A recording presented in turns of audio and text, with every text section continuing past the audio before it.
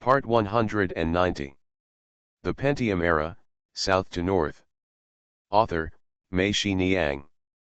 Chapter 1892. Nan Nan, Auntie, can I say a word to you? He Hung Mei looked at Xiang Nan and asked. Xiang Nan nodded and said yes, you say, Aunt Hung Mei. You and Bai Bei, it's good that you are like this now. You must stick to it. Once you have identified a person, Nanan, you are determined. Sometimes even if you need to change yourself in some places, just change it. A person is like a tree. When you are growing alone in the wilderness, it does not matter how the branches and leaves grow in disorder. But when two people are together, it's like two trees growing together. Your roots will be connected, and the branches and leaves will be intertwined. At this time, you have to let another tree grow. Space, you have to restrain yourself. If the branches and leaves grow randomly, it won't work, do you understand? Xiang Nan nodded. She felt that she understood what she said. Aunt Hung Mei's description was also very beautiful. However, when Aunt Hung Mei said this, did she understand it herself? Since two people are like two trees when they are together and can change themselves, why can't she smile and say you are back to that person? He Hung Mei picked up the cup and drank the wine in one gulp. Xiang Nan poured another cup for her. He Hung Mei seemed not to notice. She tilted her head slightly and looked at the lantern hanging over the counter, her eyes a little sad. When she was talking to Xiang Nan, it seemed as if she was talking about things that happened a long time ago, and it seemed as if she who said these words was not here, but somewhere far away. Her expression and tone gave Xiang Nan a sense of the feeling of being far away. He Hung Mei turned back, picked up the wine bottle, and was about to pour herself a glass of wine. Then she realized that the glass was full. She said thank you softly, and then sighed softly. Maybe it's easier said than done. He Hung Mei smiled bitterly, it's really difficult to do it. Anyway, Nanan, don't learn from Auntie. When Auntie was young, she always thought that she was very independent and very individual. In current terms, it looks like a dick. But in the end, I imprisoned myself in an airtight room and couldn't get out. Nanan, you know, it was me who made myself into a mess. Xiang Nan looked at He Hung Mei. She didn't know how to answer this. She just felt a little sad. She looked at He Hung Mei opposite and felt that she was familiar but also a little strange. She was different from the original one who was free and easy and carefree. Compared with Aunt Hung Mei, the Aunt Hung Mei opposite seemed to have more worries in her heart, and she became a little depressed. By the way, Nanan, how is Xiao Fang now? He Hung Mei raised her head and asked. Xiang Nan said yes, this time, we went to New York from Shanghai with Aunt Xiao Fang. Their Fanhua network, the company where Wen Wen and Qian worked, was listed on Nasdaq. They came on the market on the third day we traveled from New York to San Francisco. That's really good. So, Wen Wen and Qian are now shareholders of a listed company. He Hung Mei said. Wen Wen told me that their shares were given to them by my master. Your master? Xiang Nan was stunned for a moment, and then she remembered that He Hung Mei was talking about Uncle Zhang Chen. She looked at He Hung Mei and asked tentatively. Aunt Hung Mei, do you know Aunt Xiao Fang and Uncle Zhang Chen? He Hung Mei laughed, I know, Wen Wen called me and told me. I think the two of them will be very good together, right? Xiang Nan nodded. I also know that you have gathered from east to west, north and south, right? He Hung Mei smiled and continued to ask. Xiangnan said yes, and then she told He Hung Mei an interesting story about Zhang Xiangzi. He Hung Mei listened with interest, especially when she heard Zhang Xiangzi's catchphrase cheap, cheaper, she couldn't help laughing. She then asked about Lu Ligan. Knowing that he had not come back yet, she blurted out a curse, coward. So Lao Meng, is there no news about Lao Meng as well? He Hung Mei asked. Xiang Nan was stunned for a moment and asked, you don't know about Uncle Meng Ping? What's the matter with Lao Meng? He Hung Mei asked. Uncle Meng Ping has passed away, Xiang Nan said. He Hung Mei said and quickly asked, how did he die? Xiang Nan told He Hung Mei about Meng Ping. He Hung Mei was silent. After a while, she cursed these two diehards. Xiang Nan knew that she was scolding Wen Wen and Qian.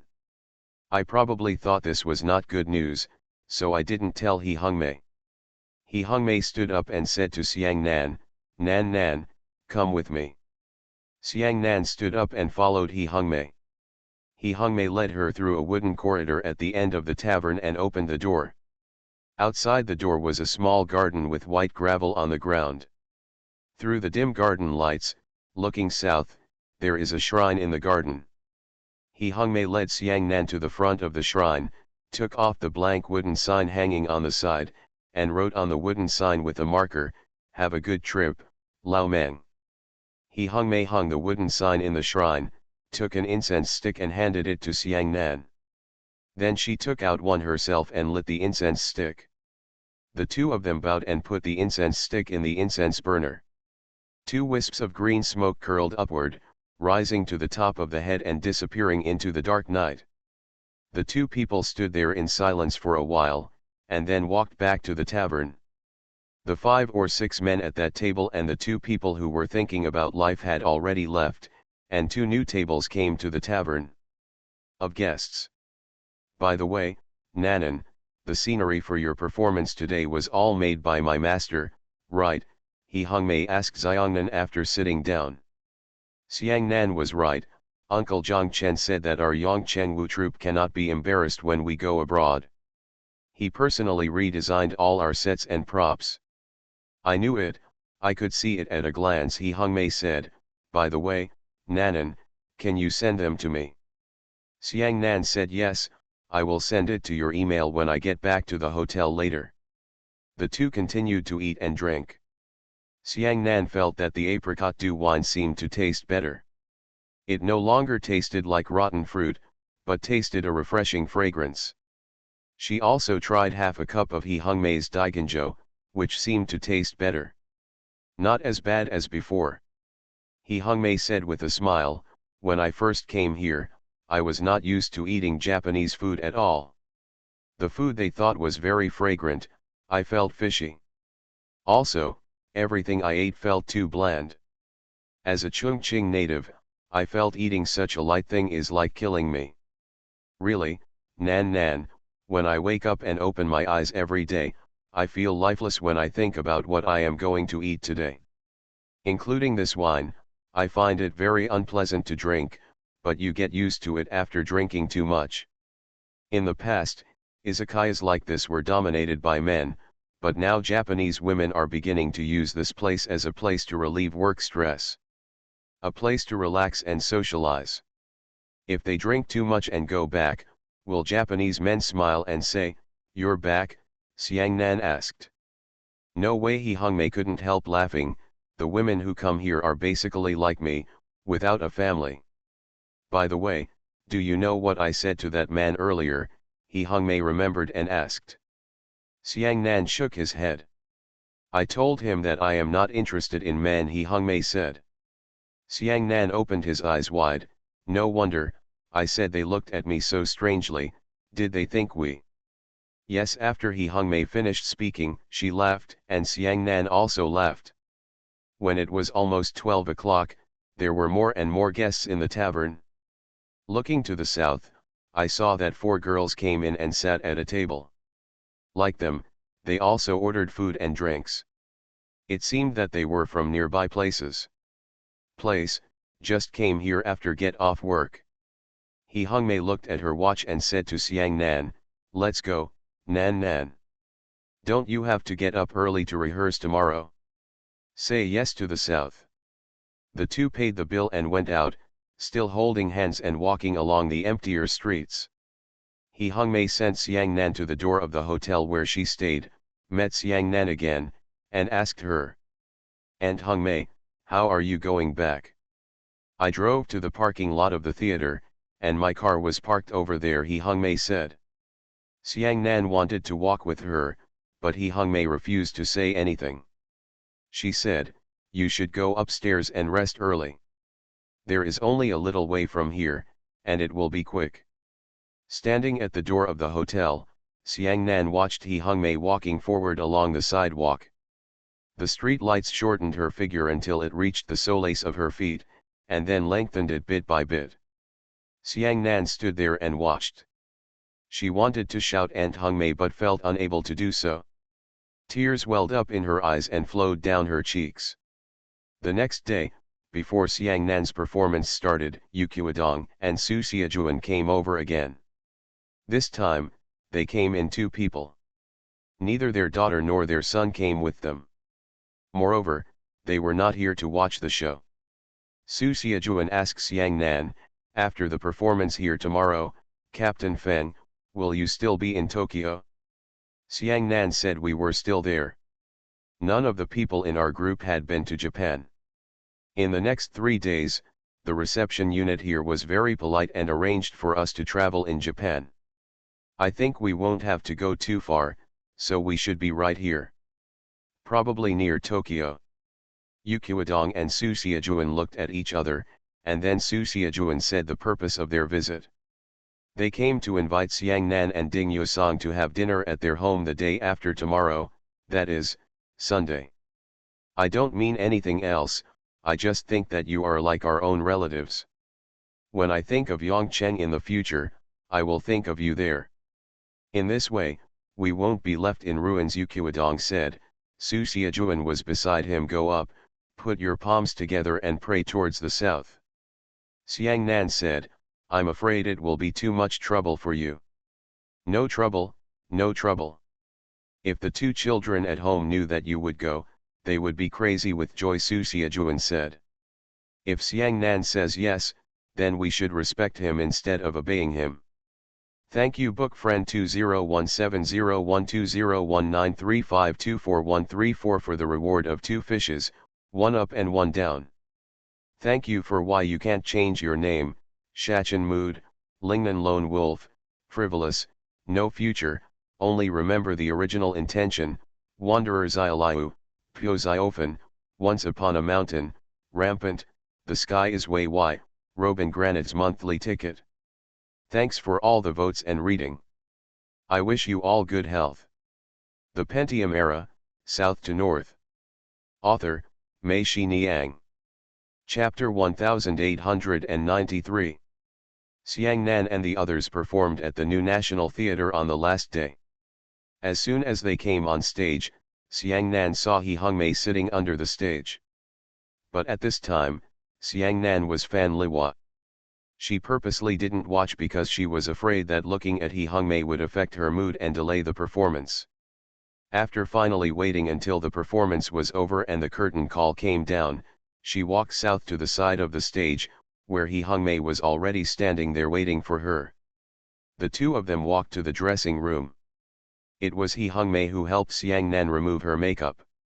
Xiang Nan leaned on He Hongmei like a fool. He Hongmei and Xiang Nan said, "Nanan, I'll stay with you tonight. Early tomorrow morning, I'll take you to a fun place to play." "Great," Xiang Nan shouted happily. Xiang Nan was in the hotel, staying in a standard room with Yin Tao. Xiang Nan turned to Yin Tao, who was also removing her makeup, and said, "Yin Tao, you have to make your own way at night. Give up your bed. My aunt wants to sleep with me." Yin Tao had already heard the conversation between the 2 of them while sitting there. She said, "You can kick me out of the room, but if you go alone tomorrow, you must take me with you. I don't want to follow the big army. I will go to any fun place." "Shameless," Xiang Nan cursed. He Hongmei smiled and said, "Okay, I'll take you with me. If I find a place to sell it, I'll sell you." Yin Tao said seriously, "I can sell it, but you have to give me half of the money." All 3 laughed. The next day, they set off from the hotel at 8 o'clock.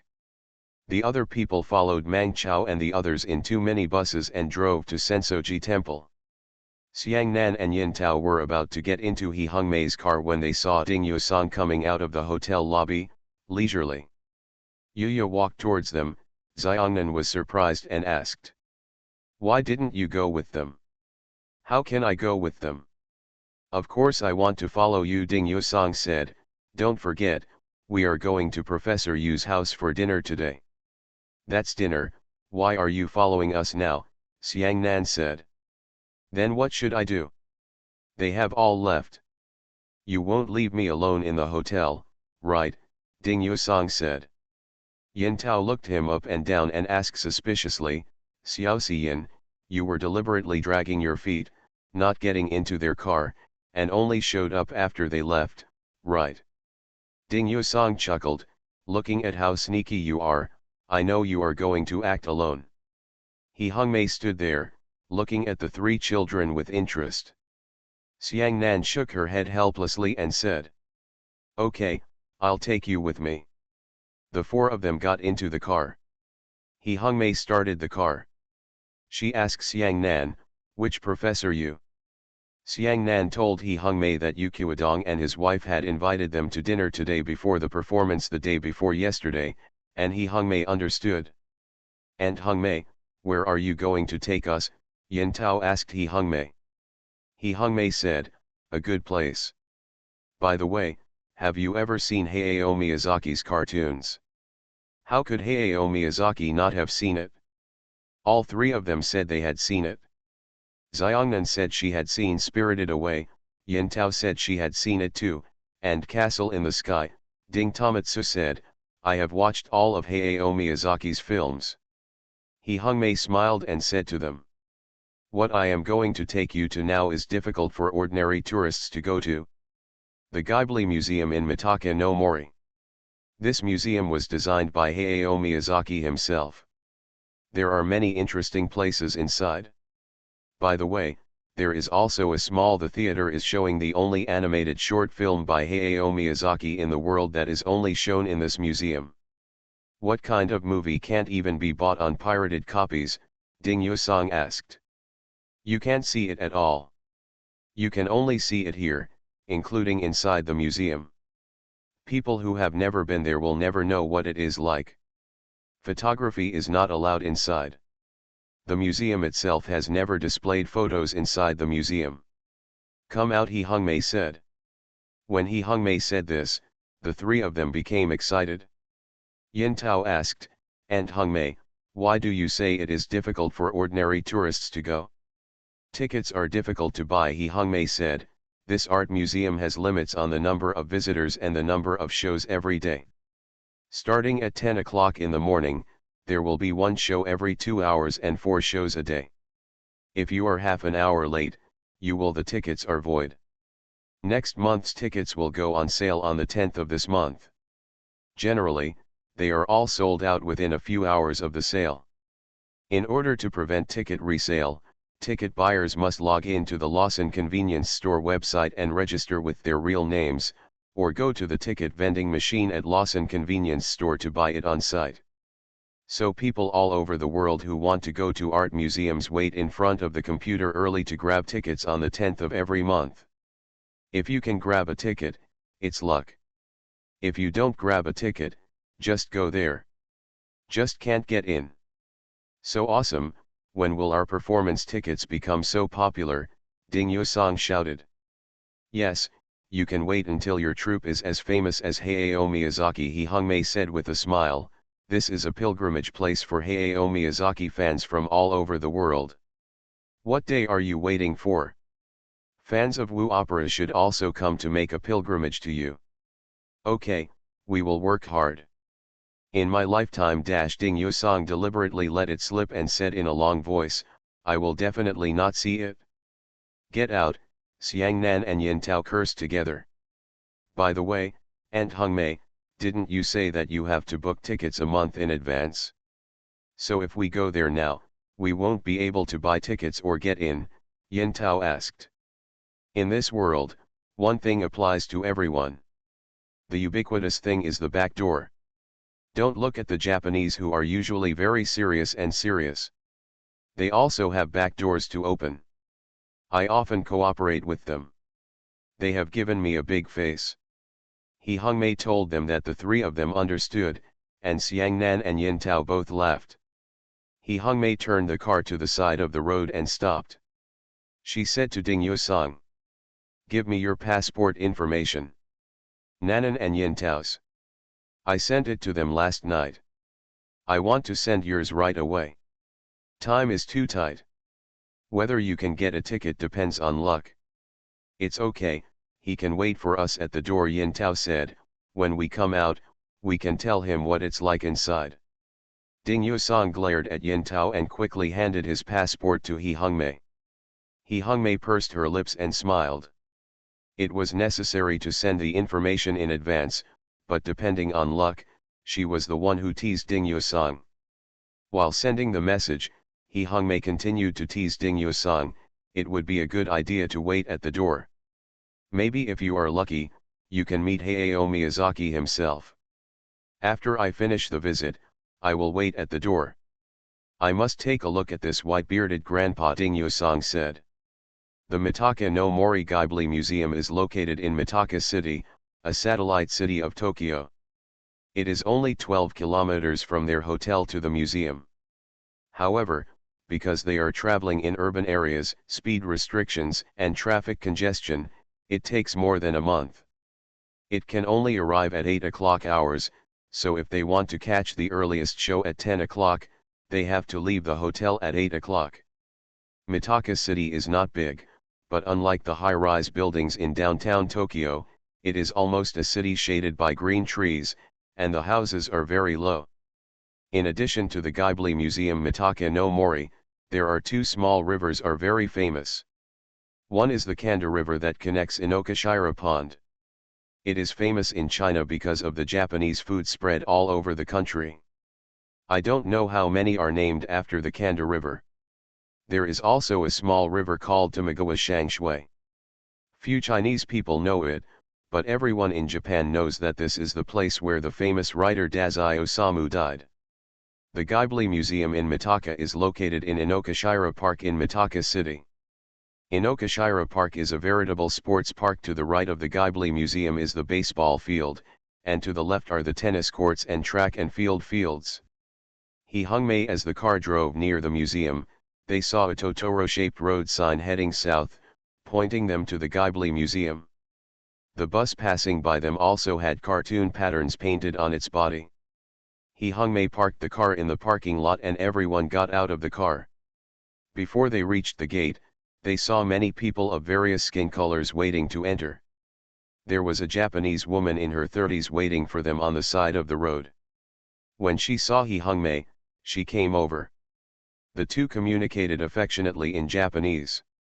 She handed He Hongmei 3 notes, and also handed a staff member. He pinned the badge on He Hongmei's chest and left. He Hongmei handed the 3 notes to Xiangnan. Xiangnan saw that these were just 3 QR codes for Lawson convenience store. He Hongmei told them that after entering, they could scan the codes to exchange them for official tickets. Ding Yusong saw that there were only 3 QR codes and asked anxiously, "Why are there only 3, where are mine? Do I have mine?" He Hongmei told him with a grimace, "It's too late." Ding Yusong was instantly discouraged. He Hongmei laughed, Xiangnan and Yin Tao also laughed. Yin Tao cursed, "Are you stupid? Of course you will be among the 3. But there are 4 of us," Ding Yusong said. He Hongmei pointed to her badge and said to Ding Yusong, "I use this to get in and out." Ding Yusong suddenly understood, laughed happily, and shouted, "Auntie, you are awesome. What kind of cooperation do you have with them? Can you be so awesome?"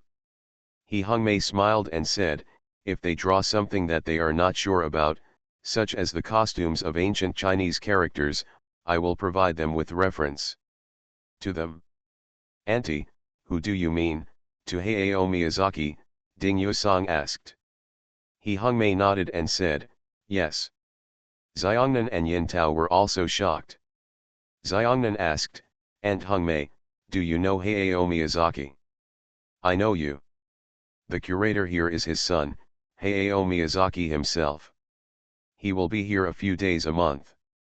Let's go in and have a look later. If he is here today, I will take you to see him and ask him to can you sign it, Hee Hungmei asked. The three people quickly agreed. Thank you book friend 201707121653544432 for the reward. Thank you for my monthly votes for Yanya Jiangnan, Yuengzi, Tianwei and book friends 202011091113511923. Thanks for all the votes and reading. Have a good evening everyone. You are listening to Novels at Bless Up channel. Wish you happiness and luck. Please subscribe to receive new novels. How do you feel about this novel? Please like and leave a comment. The Pentium Era, South to North. Author, Mei Shi Niang. Chapter 1894. The cylindrical foyer of the Ghibli Museum is white, and all the corners are arc-shaped. It looks like a soft cake standing there, or like a child drinking from a cup. No, above the large door, there is a warm brown lintel, like the brim of a peaked cap, and on both sides of the building, there are two warm brown ears, like the handles of a water glass. There was already a moderate queue at the door. Xiang Nan and the others lined up. Hee Hungmei told them that after entering, you can play and watch for yourself. After you have finished playing, go to the Straw Hat restaurant on the second floor to wait for me. After Xiangnan and the others agreed, Hee Hungmei walked away. She entered the art gallery through the door used by other employees. Xiang Nan and the others lined up to enter the hall.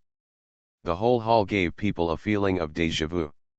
Xiang Nan thought for a while and then remembered that this place was a replica of the Fat Baby's room layout in Spirited Away, with amber chandeliers, stained glass, and overhead ceilings. The ceiling has a big smiling sun, surrounded by lush vines and a mural of Totoro and the broomstick riding witch Kiki. There is a counter on the side of the entrance where tourists can use the QR code of the Lawson convenience store in their hands to exchange for official tickets. The tickets are also worth keeping as souvenirs of the Ghibli Museum. It is designed to movie film style. Each ticket has 3 frames on it. The tickets are distributed randomly. The pictures on it are different. The 3 of them, Xiang Nan, all have different tickets. What Xiang Nan is holding is thousands of people. With Qingxuan, what Yin Tao was holding was something neither of them recognized. Ding Yusong took a look at it and said, it was Ponyo on the cliff. And what he had in his hands, he told Xiang Nan and Yin Tao, was Howl's moving castle. It was great. What a blessing. This is my favorite film. The entire Ghibli Museum is divided into 3 floors. Because the museum is built along a hillside, the first floor is sunken. You need to go down a wooden spiral staircase. In front of you is a wall full of hangings. Ghibli animation poster. There are 2 exhibition halls below. One is the house where animation begins, which shows the entire development process from the original comic strips and design drafts to the animation. There is a huge model in the center of the exhibition hall, hovering around a column. On it are Totoro, Sister Xiaomei, Catbus, and Little Sudi. When it is still, it looks ordinary, but when it is under the light of the lights, after it started to rotate rapidly, it actually became active. You can see Totoro jumping rope and the Catbus running fast. It's like connecting the frames of film into a cartoon. People can immediately understand intuitively how the cartoon is produced and appreciate the power of animation. Coming out of the house where animation begins, next door is the most important museum of the Ghibli Museum and its treasure, the Saturn Constellation Mini Cinema. This is the only place where you can see Hayao Miyazaki's animated short films. The Ghibli Museum has taken very effective copyright protection measures for these animated short films. Until now, audiences around the world can see only the posters of these animated short films. Also, in the documentaries of Hayao Miyazaki's production of these short films, you can see only the scales and claws of these animated short films. If you want to see the whole film, you have to come here in person. Today's show at Earth constellation was the day the stars were planted. Everyone quickly sat down and the movie started. There is a little boy named Nana, who lives in a world managed by the Time Bureau. In that world, time is strictly required and everyone is a slave of time. The Time Bureau is the supreme master of that world. When people meet or greet each other, they don't ask have you eaten, or how are you, but they all murmur in a hurry. It's too late. Please hurry up. Please take a good look at the time. It's almost departure time. In this world, Nana was scolded because he often failed to catch up with time or missed the time he should have. He was even targeted by the Time Bureau. He was the kind of alien element that needed to be closely monitored. Nana found an opportunity to escape from the world of that time. He fled to the desert. In a small town in the desert, he met Nina, a woman who was as warm as her mother. Nina took him in and let him stay in his rural farmhouse. One day, Nina asked Nana to go to the market to sell vegetables. Nana went there in a dilapidated old car. On the way, he saw two people selling something on the roadside. Nana was in a hurry to catch up with her. The road did not stop. At this moment, his car broke down. When the two people saw it, they suddenly said, "Ah, there are guests, let's go." They walked towards that direction. The two of them were selling stars, and they wanted Nana to buy their stars. The crystal ball-like stars were very beautiful, but Nana had no money. The two men said they could exchange the stars for Nana's kohlrabi, and Nana agreed. The two men showed their stars to Nana. They recommended a red star to Nana. It was as red as a pomegranate seed, but Nana liked another blue one. He chose it. The two star sellers told Nana that the name of the star was Earth. Nana brought this Earth home. He planted this sapphire-like Earth seed in the soil, watered it every day, and took good care of it. At this time, the people from the Time Bureau knew the whereabouts of Nana, and they came to the door. Nina knew that Nana didn't want to leave here yet, he still wanted to watch his Earth grow. Nina helped Nana stop the people from the Time Bureau and made an appointment with them for Nana's return time. Nina watched Nana planting the Earth into the ground, and she said to Nana kindly from time to time, "It's great." Under Nana's care, his planet finally grew out, with a large Earth yellow star, and 3 small stars orbiting it. On top of the Earth yellow star, there was just a bug. Nana tried to feed the big planet water with a spoon. It turned out to be attractive and sucked the water in. Nana took a kettle and sprayed water on the cocky Earth. The Earth was wrapped in water vapor and became misty. Nana sprayed more water on it, and the water vapor turned into clouds. The clouds became bigger and bigger, and even lightning and thunder began, and it started to rain. Haha, the thunder and lightning flashed a few times, startling him. After a night of storm, the Earth has grown a little bigger. There are seas and rivers on the Earth, as well as land and mountains. But before the Earth has fully grown up and can fly independently, the time has come for Nana to go back.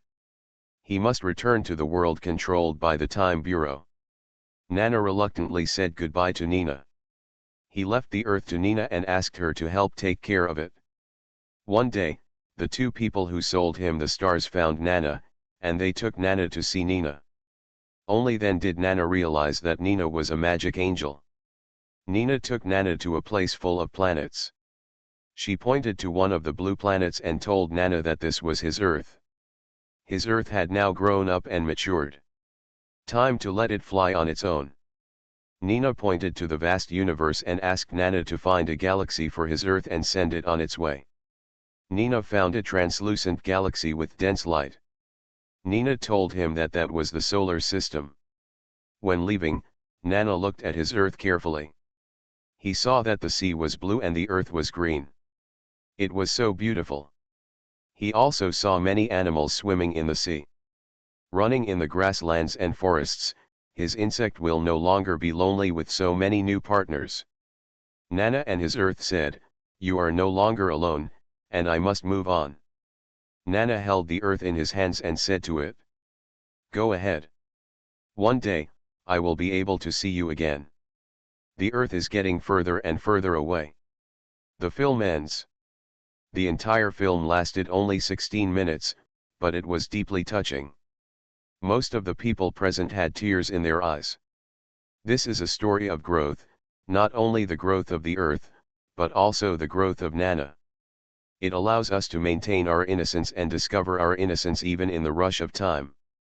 It tells us that when we meet, there will be something. Parting, there is still hope, there will be a day to see each other again. One day, we will still meet the best version of ourselves and meet so many beautiful things. The background music of the entire film is performed by violin and piano. It is so tearful that as the story progresses step by step, it is almost difficult to extricate oneself. That Chong Chong is no longer alone, and the boy Nana is also embarking on the journey. The journey has ended, but these men and women who stayed here for a short time had tears in their eyes and smiles on their lips. Yin Tao turned around and hugged Siang Nan. She whispered to Siang Nan like a dream, "Why is that dead old man Hayao Miyazaki so annoying? He makes people cry while watching a cartoon." Siang Nan gently patted Yin Tao's shoulder, and Ding Yusong beside him quickly turned around. He thought Siang Nan hadn't seen it, but Siang Nan had actually seen it a long time ago, and there were tears flashing in his eyes. Everyone walked outside together and walked out of the Earth constellation. They couldn't help but stop. They felt as if they had suddenly entered another world.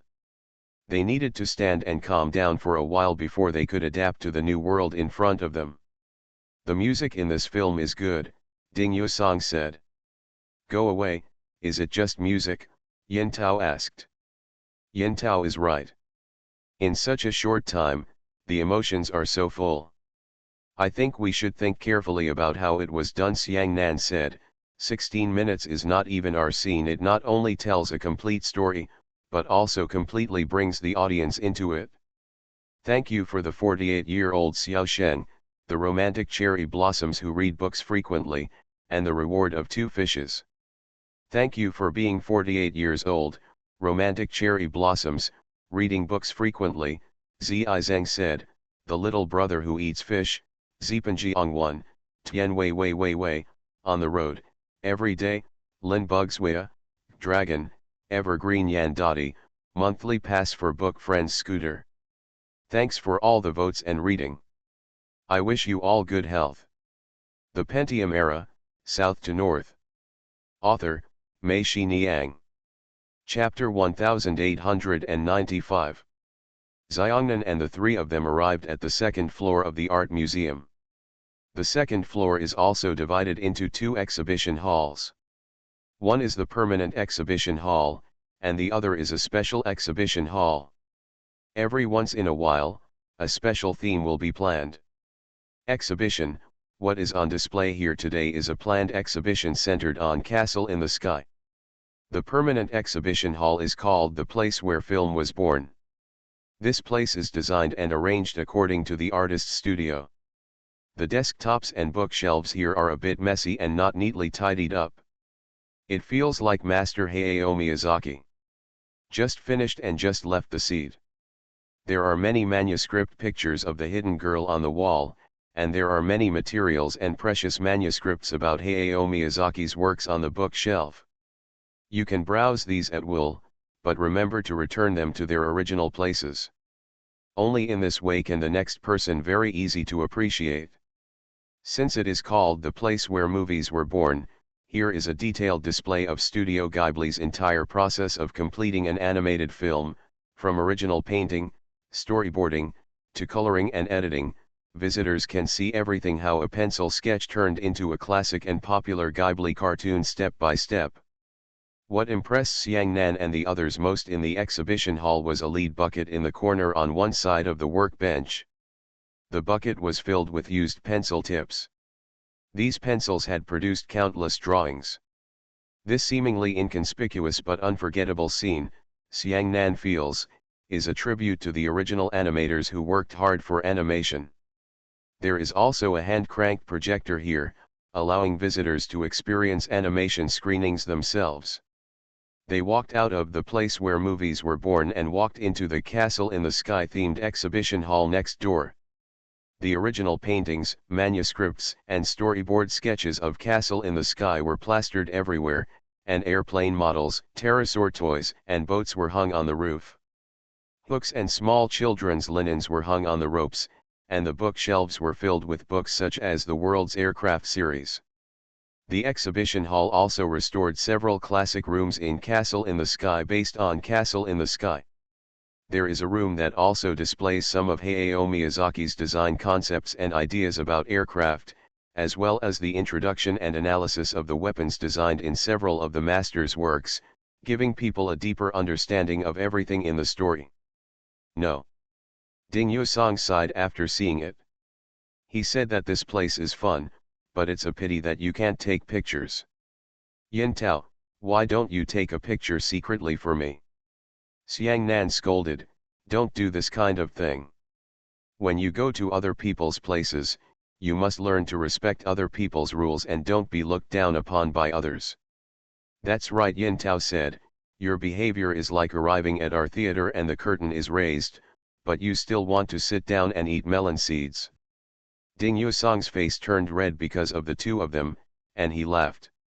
The three of them went to the third floor. The area on the third floor is smaller than the one below.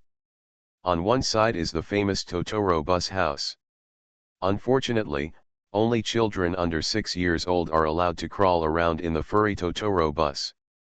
Yin Tao looked at her with greedy eyes, and Ding Yusong asked her, how about it, do you want to be a spectator eating melon seeds? Yin Tao rolled her eyes at him. There is also a book reading room and a souvenir shop on the third floor. There are animation storyboards for sale in the book reading room. The storyboards of all the movies produced by Studio Ghibli can be purchased here. The three of them all felt that these storyboards drawn by Hayao Miyazaki were so memorable. Xiang Nan chose Spirited Away and Goodbye Firefly, and Yin Tao chose Spirited Away and The Sky City. Ding Yusong began to want to get a copy of everyone, but was scolded by Xiang Nan and Yin Tao. Xiang Nan told him, we have to go to Taipei and then go home. You are carrying so many books and don't need other luggage? Ding Yusong scratched his head while selecting. He held each book in his hand, put it down, and picked it up again, as if he was reluctant to give up any book. He already had difficulty in choosing. Xiongnan looked at him and shook his head. Xiongnan gestured in English with his hands and asked the clerk, can we help you mail it directly to China? The clerk said yes. Ding Yusong was overjoyed and quickly asked the clerk to pack everything for him. After the clerk helped Ding Yusong finish packing, Yin Tao asked, Xiao Xiyin, what will you do if you meet Hayao Miyazaki later and ask him to sign his signature on your hand? Ding Yusong glared at Yin Tao and cursed, why didn't you tell me earlier? He wanted the clerk to open the bag and take out 2 books. Xiang Nan saw that it was too troublesome and told him to buy 2 more books and consider them as gifts from me. Ding Yusong bought another copy of Porco Rosso and a copy of Howl's Moving Castle. The souvenir shop next to it is not large, only about 50 square meters, but it is the most crowded place in the art museum. More than 100 people are crowded here, and everyone is here to buy souvenirs that cannot be bought outside. The name of the souvenir shop is Mama Uludo, which is the name of the sky pirates in Porco Rosso. Mama Uludo is Italian, which means Mom, help me, I came here. A child can point to the toys on the counter and shout Manmeut to his mother. The mother will definitely be embarrassed to refuse. Xiang Nan is here, buying gifts for all the members of his group who are unable to come to the Ghibli Museum. After buying the gifts, they passed the iron cage spiral staircase and arrived at the rooftop garden. In the rooftop garden stood the mechanical soldiers from Castle in the Sky. Photography was allowed outdoors. The 3 of them quickly took out their mobile phones and took selfies. And then take photos of each other. After coming down from the roof garden, they returned to the second floor, passed through the kitchen of the airship where Rikita worked in Castle in the Sky, and walked out of the planning exhibition room. Outside was a wooden platform, and on the other side of the platform was a yellow wooden building. The house is the Straw Hat restaurant of the Ghibli Museum. When Xiang Nan and the others walked to the platform, they saw He Hungmei already sitting here, occupying a table, drinking coffee, and they quickly walked over. He Hungmei ordered the Ghibli Museum signature pork chop sandwich and drinks for the three of them. Ding Yusong and Yin Tao sat down. Xiang Nan remembered something. She walked aside and called Yu Qiudong. A phone call was made to ask him if they could bring 2 more people over for dinner tonight, one of whom was also from their troupe and was the one who played Xiao Cheng. There is another one, my aunt. She works in Japan, Professor Yu. Isn't this very presumptuous? Xiang Nan asked. No, no, Yu Qiudong said with a hearty smile, it's good to have 2 more people. It's so lively. The house is really too small. If it were bigger, we'd like to invite the whole group over. Captain Feng, bring your aunt and Xiaoqing with you, we will give you a warm welcome. Xiang Nan quickly said thank you. Xiongnan went back and sat down, and told He Hungmei and Yin Tao that they should go to Professor Yu's house for dinner together in the evening. He Hungmei nodded and said, Nan Nan, eat quickly. He Hungmei pointed at the sandwich in front of Xiang Nan. Everyone ate their sandwiches and sat drinking drinks. He Hungmei's cell phone rang. She picked it up and spoke to the other person in Japanese. After hanging up the phone, He Hungmei stood up and said to them, let's go. Where to go? Xiang Nan asked. Don't you want to see Mr. Hayao Miyazaki? He happens to be here today and has just finished lunch. In a while, he will take a lunch break and you won't be able to see him if you want to, He Hungmei said. As soon as the 3 people heard this, they stood up quickly. He Hungmei led them back to the place where movies were born on the 2nd floor. There was an inconspicuous small door on the edge of the exhibition hall. When they opened it, there was an open-air wooden corridor. They walked through this wooden corridor and reached the end. It's a closed door. He Hungmei knocked on the door and said something in Japanese. Someone answered the door, and then the door opened. It was the woman Xiongnan and the others had seen in the morning. Inside the door was a very small hall, which should be the woman's office. The woman led them to an open door, clicked on the door twice, said something to the person inside, and turned around. Smiling at He Hungmei led Xiang Nan and the others in. Inside the door, an old man with white hair and a white beard, wearing a pair of black-rimmed glasses, stood up from a brown workbench. Xiang Nan's eyes lit up when they saw that this man was none other than Hayao Miyazaki. Hayao Miyazaki was kind-hearted and always smiled when he looked at people. He came over and hugged He Hungmei. He Hungmei introduced Xiang Nan and the others to Hayao Miyazaki one by one. Hayao Miyazaki stretched out his hand to hold it, Xiang Nan his hands felt soft. The studio is very small, only about 8 or 9 square meters. It is a bit messy inside. There are drawings scattered on the workbench. There are stacks of books and materials in the corner of the workbench. The style here is similar to the place where movies were born. It was really consistent, but Xiang Nan and the others could not imagine that a world-famous master would work in such a small studio.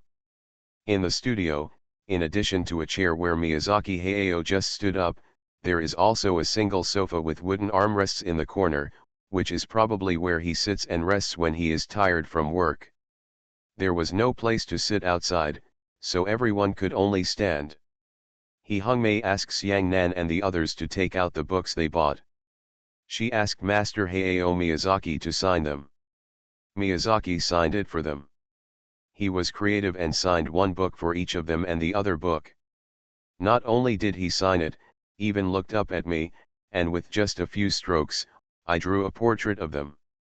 Xiang Nan and the others looked at it, feeling ecstatic in their hearts. This was no ordinary signature, but something very special. After signing the autograph, Xiangnan asked He Hongmei in a low voice, "Can we take a group photo?" He Hongmei talked to Hayao Miyazaki, and Hayao Miyazaki readily agreed. They took photos with Hayao Miyazaki one by one. He Hongmei said, "Okay, let's not disturb the master anymore." They said goodbye to Miyazaki, and when they said goodbye, Miyazaki not only hugged He Hongmei, but also hugged each of them. He Hongmei took them outside and said goodbye to the woman. They did not go out through the original door, but walked through a short corridor, then went down a set of steps, walked to the end, opened the door and went out. They had arrived at G. Outside the Bewley Art Museum, not far away is the parking lot. Thank you Yuangzi and book friends 202011091113519323 for your monthly votes. Thanks for all the votes and reading. Have a good evening everyone. The Pentium Era, South to North. Author, Mei Shi Niang. Chapter 1896. Yu Qiudong's home is on the 19th floor of a 28-story apartment building. The house is not small, about more than 200 square meters. What surprised He Hongmei and Xiangnan was that Yu Qiudong's home didn't look like a house at all. If the Japanese's home were not in Tokyo, they would think they were walking into a home in Shanghai or Hangzhou. The room layout and furniture inside are all Chinese style. Hanging on the wall of the living room is Liu Yanxiao's 4-striped landscape screen.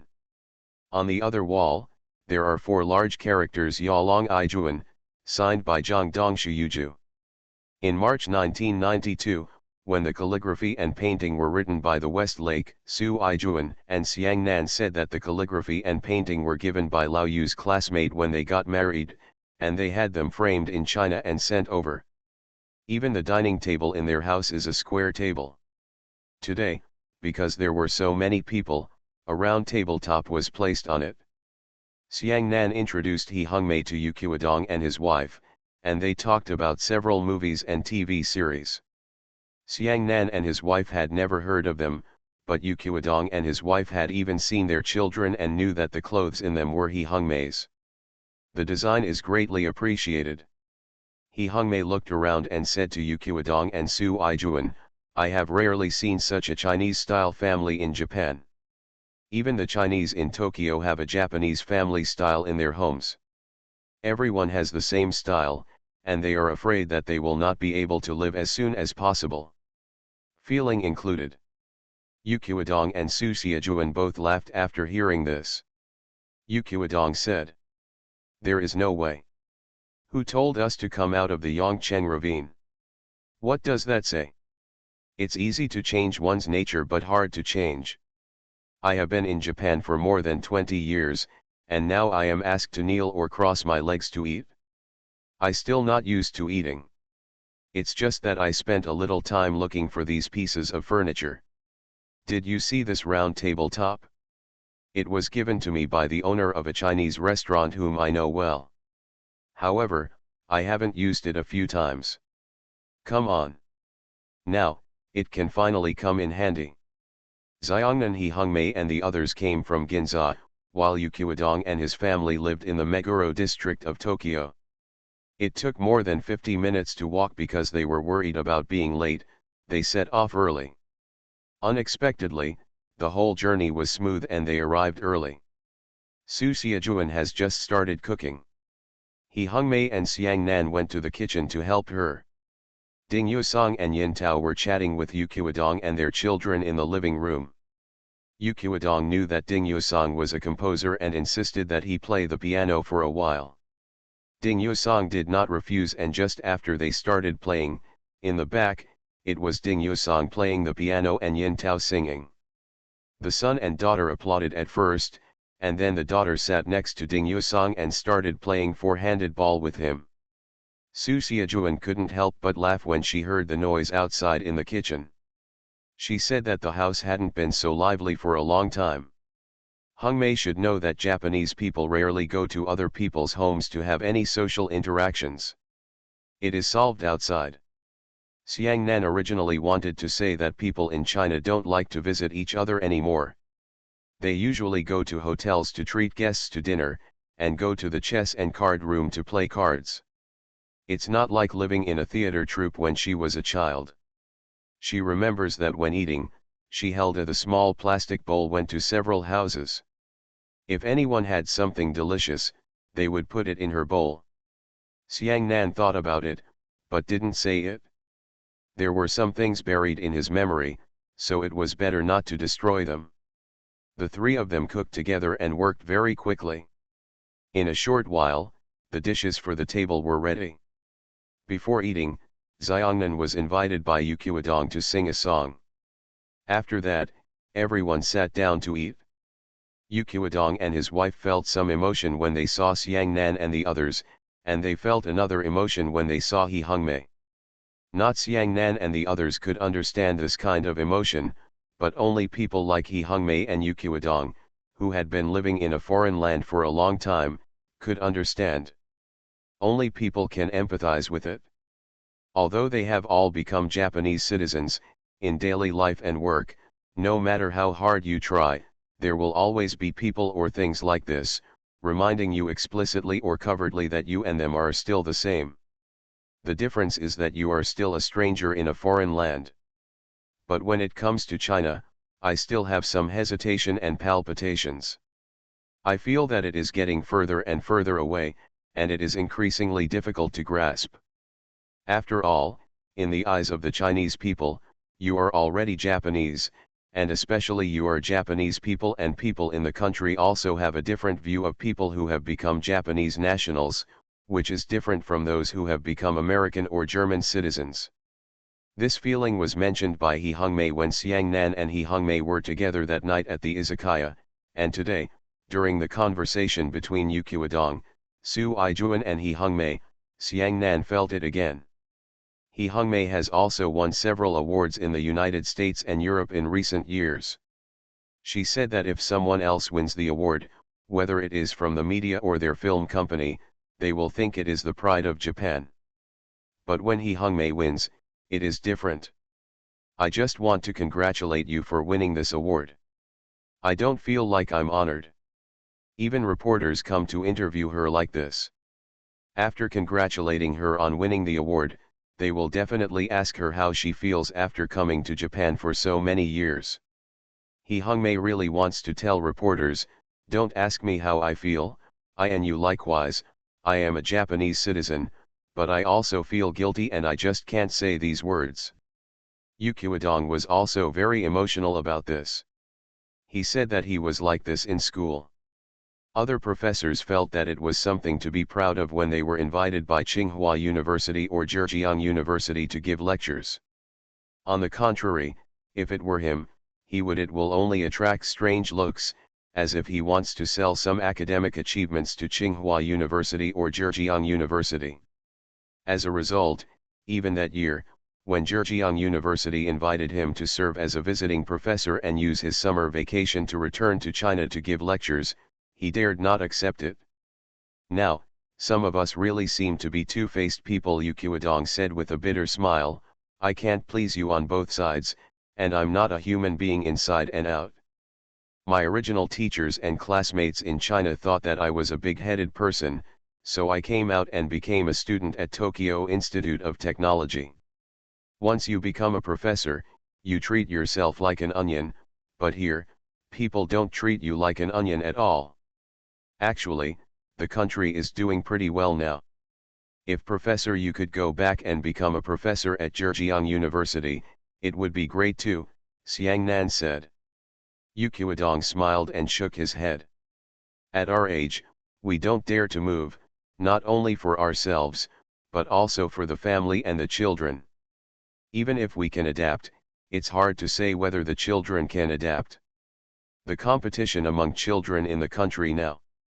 I heard from my classmates that it was even more intense than us adults. Every step was empty and every step was empty. They couldn't adapt to that kind of competition all of a sudden. If we go back to more than 20 years ago, when I first got my doctorate, I would have returned to China without saying a word and would not have stayed in Japan. But at that time, people in China were running away, and we these classmates who are outside and in China call us and they are all extremely envious. How can we go back? This is all a matter of a temporary situation and there is no way to do it. When Yu Qiudong said this, He Hongmei remained silent. Xiang Nan knew that she must also feel sad. By the way, Professor Yu, do you have any brothers or sisters in Yongcheng? Yin Tao asked. Yes, Yu Qiudong said. Then why don't you go back and have a look? Yin Tao said, take your children and go back more often. Maybe you can get used to it gradually. The competition for children in China is indeed fierce, but the little brothers and sisters are very smart. I think that as long as they are given a certain amount of time, they will definitely be able to adapt, and they will not be worse than other children. Children's ability to adapt is much faster than that of us adults. Yu Qiudong shook his head and remained silent. Xiang Nan touched Yin Tao with his foot under the table, signaling her to stop talking. Everyone has their own life. From the first time he met Professor Yu and his wife and communicated with them, Xiang Nan felt that Professor Yu seemed to have something unspeakable about returning to Yongcheng. Sure enough, when Yu Qiudong got up to go to the bathroom, Su Aijuan said to them, Lao Yu is actually very afraid of going back, especially to Yongcheng. Why? Ding Yusong asked. It breaks my heart. Su Aijuan sighed and said to them, the last time we went back was when his mother passed away. You all know that in Yongcheng funeral home, there is no mourning hall. After a person dies, it has to be laid out for 2 days, and the family members have to leave. Is there a wake there? That night, while his mother was still lying there, his 2 younger brothers and his sister-in-law had a big fight and almost got into a fight over the house left by his mother. No matter how much he tried to persuade him, it was of no use. When it came time for his mother to be cremated, when he arrived, they simply got angry and didn't even come. We sent his mother up the mountain, and immediately took the bus to Shanghai and returned directly to Japan. He said that he no longer has these 2 younger brothers. They have nothing to do with him whether they go to heaven or to earth. Su Aijuan's words made everyone sigh, and He Hongmei sighed. My family is not that bad. When I went back, my family members were also polite to me, but I just felt that there was a layer in between and I couldn't fit in. Maybe, contrary to Professor Yu, it was them. You must be disappointed with me. My family was very opposed to me coming to Japan at that time. Xiang Nan looked at He Hongmei, and she still remembered that although she didn't know much about adults' affairs at that time, she knew that everyone really wanted Aunt Hongmei to be with Uncle Zhang Chen. I heard that even Shi Wenwen and Qian Qian also tried their best to get them together. It can be said that Aunt Hongmei flew to Japan alone under the unanimous opposition of everyone. Su Aijuan smiled and said, I am similar to Lao Yu, but I am simpler than him. My family is from the countryside of Yongcheng. The concept in our hometown is that when a daughter gets married, a basin of water is thrown out. So after my parents died, my elder brother and younger brother didn't even ask me when they were dividing the family property. By the way, last year they said they were going to move the grave. Then they remembered that I was here. They called me and told me that my daughter also had to contribute a share of the money. Haha, I told them that it didn't matter. I would pay for it. It's not easy for you either. Thank you for the reward of 2 fishes. Thank you Huaxin Yongxiao, Hu, Pio Ziofen, Laughing and Running Wahaji, Hydrogen Oxide Disinfection Knowledge Bureau, and Zipanjiang1 for your monthly votes. Thanks for all the votes and reading. I wish you all good health. You are listening to Novels at Bless Up channel. Wish you happiness and luck. Please subscribe to receive new novels. How do you feel about this novel? Please like and leave a comment. The Pentium Era, South to North. Author, Mei Shi Niang. Chapter 1897. Xiongnan. They just flew from Japan to Taipei to start their Taiwan tour. Zhang Chen and Xiao Fang returned to China, only more than a week apart. In the meantime, Xiaofang, Lu Yun, and the others held a dinner at the Tuxianjiayuan Hotel to celebrate Fanhua Network's successful landing on Nasdaq. Zhang Chen and Xiaofang is going to the United States again soon. This time she is going to Yale University to attend Zhang Xiangbei's graduation ceremony. Zhang Xiangbei called Zhang Chen and said, "It's just a graduation ceremony. You don't need to come. It's too much trouble to run around." Zhang Chen also thought that if it wasn't just a graduation ceremony, what's the point of going there? He told Xiaofang that since I was a kid, Lao Zhang never even went to school to attend a parent-teacher meeting. If the teacher had anything to do, he would call him. I told the teacher that if Zhang Chen disobeys me at school, you will be beaten to death.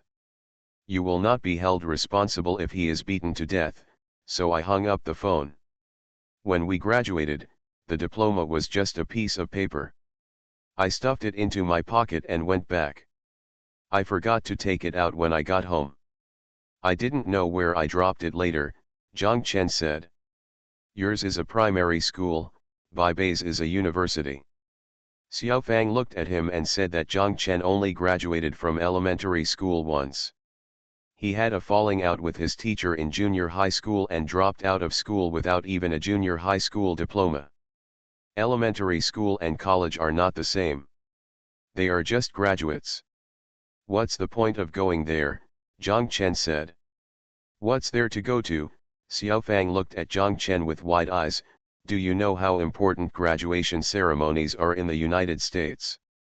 Do you know what kind of student's family has no parents attending the graduation ceremony? What kind of home? Zhang Chen asked. It's a home for people like me who have to fly for more than 10 hours and are too lazy to go. Refugee homes, Xiaofang said.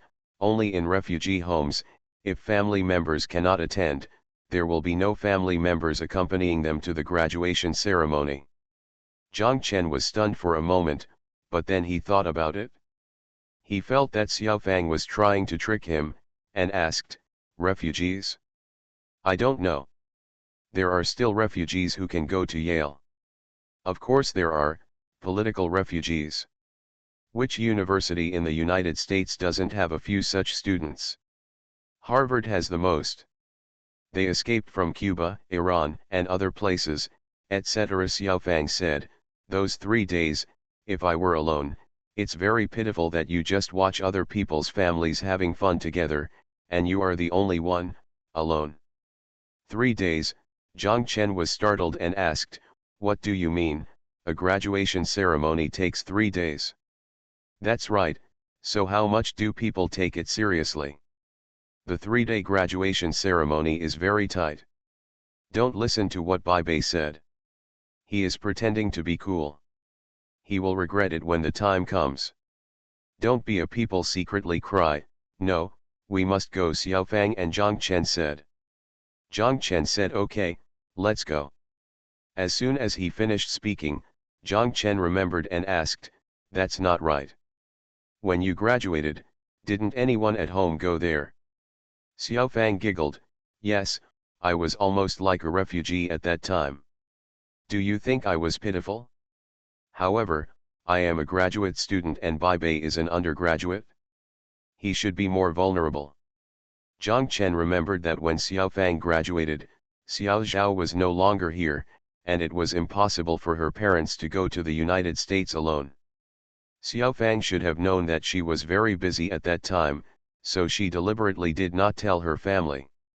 Regarding the graduation ceremony, if Xiao Zhao was here, Xiaofang would definitely tell Xiao Zhao, and Xiao Zhao would definitely attend Xiaofang's graduation ceremony.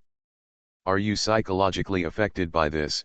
Zhang Chen wanted to ask Xiaofang, but when the words came to his lips, he swallowed them again.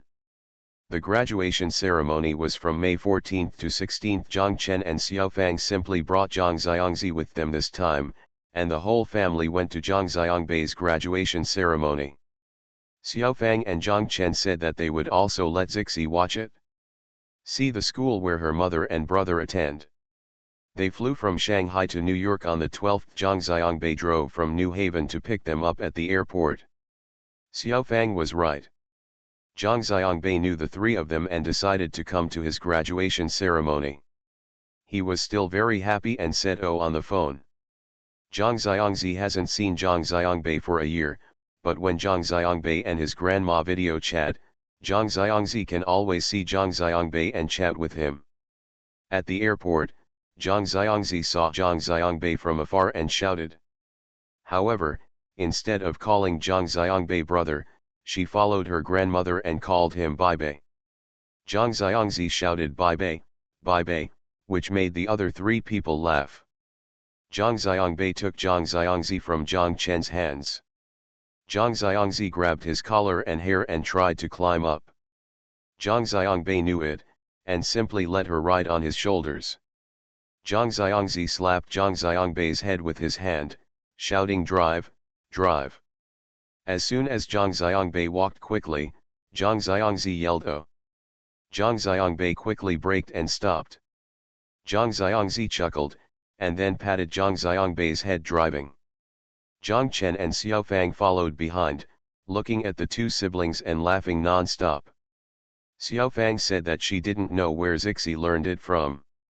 I think those two land reclamation warriors must often let her ride on their horses, Zhang Chen said. Xiao Fang giggled and she thought it was the same. The family will stay in New York for one night today, and then rush to New Haven the next day. For dinner, they go to Huijin restaurant to have dinner. It is also considered that Zhang Xiangbei goes to say goodbye to Huijin and his wife. Zhang Xiangbei is not a young man. Fang, I don't know when he can come to the United States after he returns. Xiao Fang called Huijin and told her the matter. Huijin was very happy to hear it.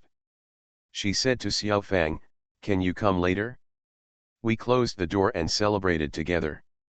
Xiao Fang agreed, and she made an appointment with Huijin, and they would go there at 9 o'clock in the evening. At 9 o'clock, when their family of four arrived at Huijin restaurant, the door of Huijin restaurant was already closed, but a light was still on at the door. Looking inside through the glass, it was still the same as last time. All the other lights were turned off except for one corner, which was surrounded by a screen. They opened the door, and the doorbell rang. Huijin and her husband immediately walked out of the screen. Seeing them, Huijin smiled and said, great, we're just getting ready. Zhang Chen and Xiao Fang saw that Huijin and her husband had even changed out of the uniforms of the waiter and chef and were wearing homely clothes, waiting for them. Xiao Fang and Huijin hugged each other and asked Zhang Xiangzi to call Huijin auntie. Zhang Xiangzi stared at Huijin for a while, then called sister. Everyone laughed. Huijin said, hello sister, Zixi, sister, I'll call you later, you are delicious. Zhang Chen shook hands with Huijin's husband Haizu. Zhang Xiangbei called Uncle Haizu. Haizu looked at him and smiled naively. He kept saying, it's so fast, Painter Zhang. In a blink of an eye, Baibatu was graduated from college. Huijin invited everyone to sit in the screen, where a sumptuous table of wine and food had been laid out, all of which they liked to eat. It could be seen that Huijin and Haizu had carefully prepared it. She also prepared a cake for Zhang Xiangbei just like the Chinese people do when setting up such a banquet. On the cake, she also wrote the words graduation from Beipei University. The cake must have been specially bought at a cake shop. The pastry chef, it was probably the first time I used cream to mark Chinese characters. It took a lot of effort to write these words, but it was still missing arms and legs, and the wishes and learn were missing a little. Zhang Chen and Xiao Fang looked a little touched and quickly said thank you, thank you. They knew that Huijin had another purpose in asking them to come later. She wanted to be well prepared. Zhang Xiangbei also quickly said, thank you Aunt Huijin, thank you Uncle Haizu. Zhang Xiangzi followed Zhang Xiangbei and shouted, thank you Aunt Huijin, thank you Uncle Haizu. Huijin slapped her forehead and shouted, by the way, there's also Zixi, I almost forgot. She ran away, and after a while, she came over with a box of ice cream, which was specially prepared for Zhang Xiangzi. Zhang Xiangzi was overjoyed when he saw it. Light the candles and turn off the lights. No one else knew what song to sing when graduating from college. Zhang Xiangzi didn't care. She sang Happy Birthday to You. Zhang Xiangbei laughed and blew out the candles. Everyone applauded. Haizu and Zhang Chen said, Painter Zhang, I am happy today. Let's drink more. Zhang Chen said yes, drink more. During the meal, Huijin told them excitedly, in just over a month, my son and daughter will come to the United States this summer. Are you here to play? Xiaofang asked, are you here to go to school? Hey, they are not Bai. They go to school here, and they can't keep up. They can't speak Mandarin well, and they still have to speak English. Let's see and have fun first, Huijin said. Xiaofang nodded, by the way, has the visa been processed? If not, I can help with it. It's already done. Huijin shook her head towards Haizu and said, his brother took them to Shanghai to do it. When the time comes, his brother will also take them to the airport, and we will pick them up here. My company is in Shanghai. Even if I'm not here, there are still people in the company to pick up and drop off the airport. Next time you tell me, I will ask people from the company to go to the airport. By the way, Haizu, your brother, when you get to Shanghai, if anything happens, let him come to me, Xiaofang told them. Huijin and Haizu quickly said thank you.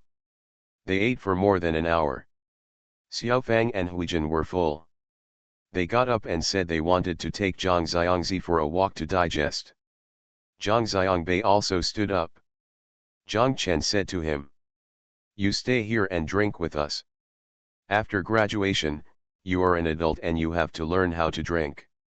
Zhang Xiangbei looked at Zhang Chen and felt a little confused. Xiaofang said, you are too special. You still need to learn how to drink. Bai Bei already knows how to drink. Huijin and Haizu also laughed. Not many days ago, they saw Zhang Xiangbei, Xiahua, and the people from the Yongchengwu opera troupe drinking a lot of wine here. Really? Then why haven't I seen him drink? Zhang Chen asked. What does he have to do with you? Xiaofang said, drinking while listening to you educate him. I haven't seen you and your father having a good drink together. Zhang Chen was speechless by Xiaofang. Zhang Xiangbei stood there and laughed. Zhang Xiangzi shouted from the side, Bai Bei, I want to ride Bai Bei. Haizu and Zhang Chen said, let Bai Bei go. It's past 10 o'clock now. It's safer for Bai Bei to go together. The four of them went out. Haizu picked up the wine glass and said, come, Painter Zhang, let's drink. Zhang Chen raised his cup, clinked it with Haizu, and drank. Thank you Hu for the tip. Thank you Hu, Pyo Xiaofan, and book friend 201912190015490555 for your monthly votes. Thanks for all the votes and reading. Have a good evening everyone. The Pentium Era, South to North. Author, Mei Shi Niang. Chapter 1898. The next day, the family arrived in New Haven. Zhang Chen and Xiaofang saw that Zhang Xiangbei had decorated their house and sent them home. Zhang Xiangbei said he was going out for a while. Zhang Chen asked, you have graduated, what else are you going to do? Zhang Xiangbei said, I'm going to take them to deliver vegetables. After I left, the Yale vegetable garden was taken over by the juniors. They just started delivering food and it's not clear yet. I've been taking care of them these 2 days. Zhang Chen nodded, understanding, and asked Zhang Xiangbei, what kind of dishes do you have there? Zhang Xiangbei told him. Zhang Chen took the note, wrote it down, and said to Zhang Xiangbei, bring these vegetables back and we will go to the supermarket later. There is nothing going on here these days anyway. I'll cook. Zhang Xiangbei and Xiaofang became happy when they heard that Zhang Chen was going to cook. Xiaofang said okay, I will take you to the supermarket later. Zhang Xiangzi had become attached to Zhang Xiangbei, and she wanted to go with him. Zhang Xiangbei agreed and squatted down, and Zhang Xiangzi climbed onto Zhang Xiangbei's shoulders. Zhang Chen said, "Aren't you going to deliver food? Why are you taking her there? I just help them communicate with the chef, and I don't need to do any work." Zhang Xiangbei said and walked outside. When he reached the door, he squatted down, fearing that Zhang Xiangzi's head would hit the door frame above. After walking out, he straightened up. Zhang Chen and Xiao Fang took a break and then went out. They went to the supermarket and passed by the gate of Yale University. They happened to see a bus stop beside them. 20 or 30 people got off the bus. Parents of students like them dragged their suitcases, and after getting off the car, volunteers led them into the school. Zhang Chen asked, "Is there a hotel inside the school?" "No," Xiao Fang said. "However, every year for the graduation ceremony, the school will change some of the college's student dormitories into youth hotels for the students' parents to live in. Thousands of Yale students graduate every year, and parents need to, with tens of thousands of people coming. How could New Haven have such a large reception capacity?" "Then they picked it up from New York?" Zhang Chen asked. "Not necessarily, it may be picked up from the train station, but there will definitely be someone to pick you up at several airports in New York," Xiao Fang said. "Don't say now, just in normal times, if we meet in New Haven, whatever the problem, just make a phone call and the campus police will send a car to pick you up. The security in New Haven is not very good. If female students go out at night or are outside, the school encourages everyone to call and be picked up and dropped off by the campus police. Yale is a residential system, and students generally live in school dormitories. Like us, we live outside. There were very few. In the past, if I stayed too late in the lab, the campus police would drive me home. In the next 3 days, they will be on the campus of Yale University." Zhang Chen and Xiao Fang did not go into the campus now, but went directly to the supermarket. When buying pork in the supermarket, Zhang Chen only chose pork from Brazil and Spain. Refused to buy American pork. Xiao Fang asked him why. Zhang Chen said, "American pork is not delicious and has a fishy smell." Xiao Fang laughed and said, "Do you know how much American pork you eat in a year? Do you know how much pork Shuanghui imports every year and how much American pork is in it? Americans themselves eat there is very little pork, and the country that exports the most Smithfield pork is China. I don't care, I just trust my own words anyway. The kind of pork slaughtered by electric shock is not as delicious as the warm-blooded pigs. Among the frozen pork, the most delicious ones are the pork from Brazil and Spain." Zhang Chen said as he picked Spanish pork and put it in the car. Xiao Fang looked at Smithfield's pork on the shelf and cursed, "Eat it inside and out, do you know that I indirectly hold shares of Smithfield?" Zhang Chen laughed and said, "I know, but I can forget it for now. I will be the one cooking the food later. If it doesn't taste good, Zhang Xiangbei and Zhang Xiangzi, they will scold me too.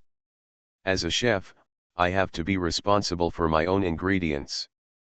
Okay, then I'll take advantage of them," Xiao Fang giggled. When I got up the next morning, Zhang Chen put on a suit and tie. Xiao Fang also dressed very formally.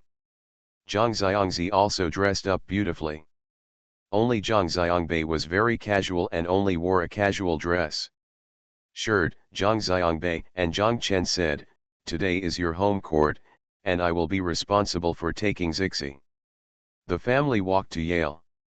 As they walked on the road, passers-by turned to look at them, and some kept saying hello to them. Zhang Chen asked Xiao Fang, "Does it look awkward for us to dress so formally?" Xiao Fang said, "This is respect, not only for the school, the teachers, but also for other parents. All parents are very formal today. It's okay. If you look like this, you can tell that you are parents from Yale, going to attend the graduation ceremony." Zhang Xiangbei said, "The person greeting you may be the old Yale." Although Zhang Xiangbei was admitted to Yale from a high school in the United States, because he is from China, he is still considered an international student. This morning, their activity was to go to the International Exchange Center of Yale University for a gathering, which is organized by the school specifically for international students. A party was held in the form of a buffet. The gathering began.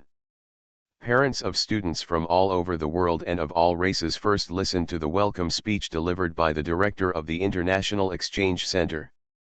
He welcomed everyone from all over the world to gather on this wonderful campus of Yale today.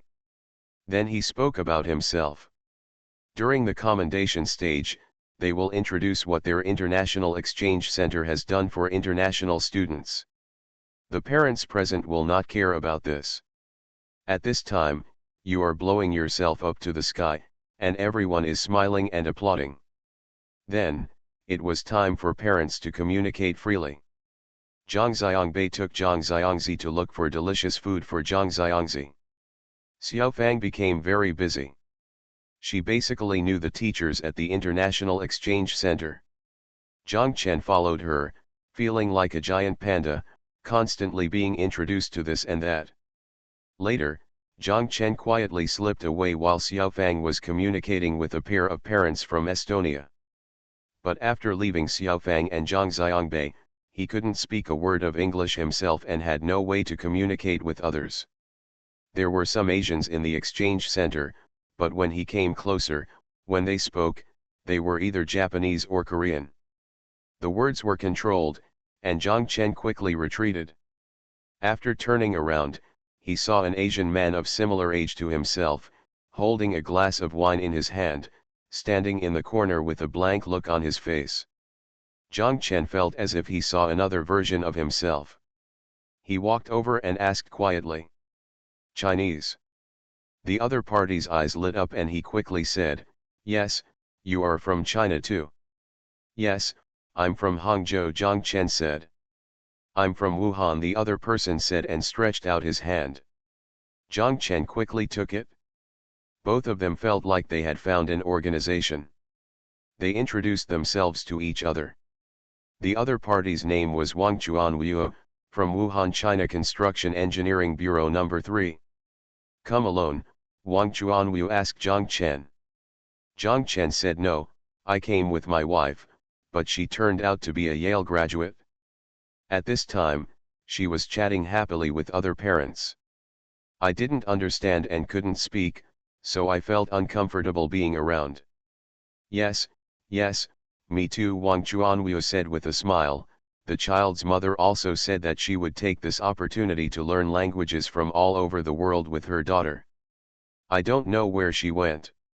Zhang Chen also went to get a glass of wine, and the two of them stood there and chatted animatedly. That afternoon was the reception day for the president and dean. The venue was Yale University's famous Hewitt Quad, also called Bain X Square. In the middle of the square was Yale's largest auditorium, Whitley Hall, on the left. It's the Commons, where the school's cafeteria is located, and on the right is the Bain Ek Rare Book Library. The architectural shape of the Bain Ek Library is very peculiar, and Zhang Chen likes it very much. It is boxy like a square box. The whole building is in the air, supported by columns below.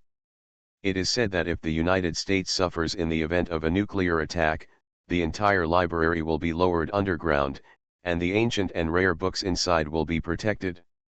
The most admirable thing about the appearance of the Bain Ek Library is that each side of it is composed of a square frame with a height of 5 squares and a length of 15 squares. Each square frame has a huge marble wall embedded in it. The building has no windows, but these marble walls are translucent, and sunlight can penetrate through the white veins on the marble, so there is no feeling of being sealed inside. The veins of these marbles look like wrinkled cotton cloth. From a distance, it makes people feel that the square boxes are covered by cloth. On the president's and dean's reception day, the president of Yale University and the deans of each college set up reception points in the Hewitt Quad. Students and parents lined up to take photos with them. Each college will also invite well-known professors in its own college or celebrities who graduated from Yale to help them. When she got here, Xiaofang got to know more people. Before she could accompany Zhang Xiangbei and Zhang Chen to take a photo with Principal Salavi, the dean of her former college saw her and insisted on dragging her over. Distinguished alumni went to help receive students' parents and take photos with them. There was no choice but to have Zhang Chen accompany Zhang Xiangbei to line up for a photo. They took a photo with President Salavi, then went to take a photo with the dean of the college where Zhang Xiangbei and his economics department were located, and then went to the Yale Business School. That is, a group photo of the deans of the School of Management. During the group photo, Zhang Xiangzi was riding on Zhang Xiangbei's shoulders. Everyone thought it was very interesting. Principal Salavi also raised his hand and took one of Zhang Xiangzi's hands. Zhang Xiangzi shouted in horror. "Mao Mao, Dad, his hands are all covered with Mao Mao." Zhang Chen quickly said, "Zhang Xiangzi, don't be rude. Yale Business School does not offer undergraduate courses, but many professors here, including the dean of the business school, teach economics as part of their undergraduate studies. Since this is the Yale Business School, Robert J. Schiller, the winner of the 2013 Nobel Prize in Economics, is of course here. Many parents have brought Irrational Exuberance or The New Financial Order, Risks in the 21st Century book, come and take a photo with him and ask for his autograph." Professor Schiller and Zhang Xiangbei were old acquaintances. Didn't he grow vegetables with them? He held Zhang Chen's hand and said something to him. Zhang Chen couldn't understand a word. Zhang Xiangbei spoke in English and he said a few words and Professor Schiller nodded. "What did you tell him?" Zhang Chen asked. "He asked you why I didn't apply for Yale Business School. I told him that I wanted to return to China first and gain 1 year of practical experience before considering it," Zhang Xiangbei said. "You want to come back to study as a graduate student?" Zhang Chen asked. "Why haven't I heard you say that?" "I'm coaxing him, and you believe it, Yale will support me for another year." "I can't be so ruthless." Two people came out of the team, Zhang Xiangbei and Zhang Chen said. "Yale will support you for another year." "What do you mean?" Zhang Chen asked. Zhang Xiangbei said with a smile, "Let me tell you, if we talk about how well we treat students, Yale must be number one, and other schools can't even compare. I can apply to the school every summer to go anywhere in the world and do a job. It was something I wanted to do, so whether I was growing rice in Yongcheng or helping organize a drama festival, Yale paid me.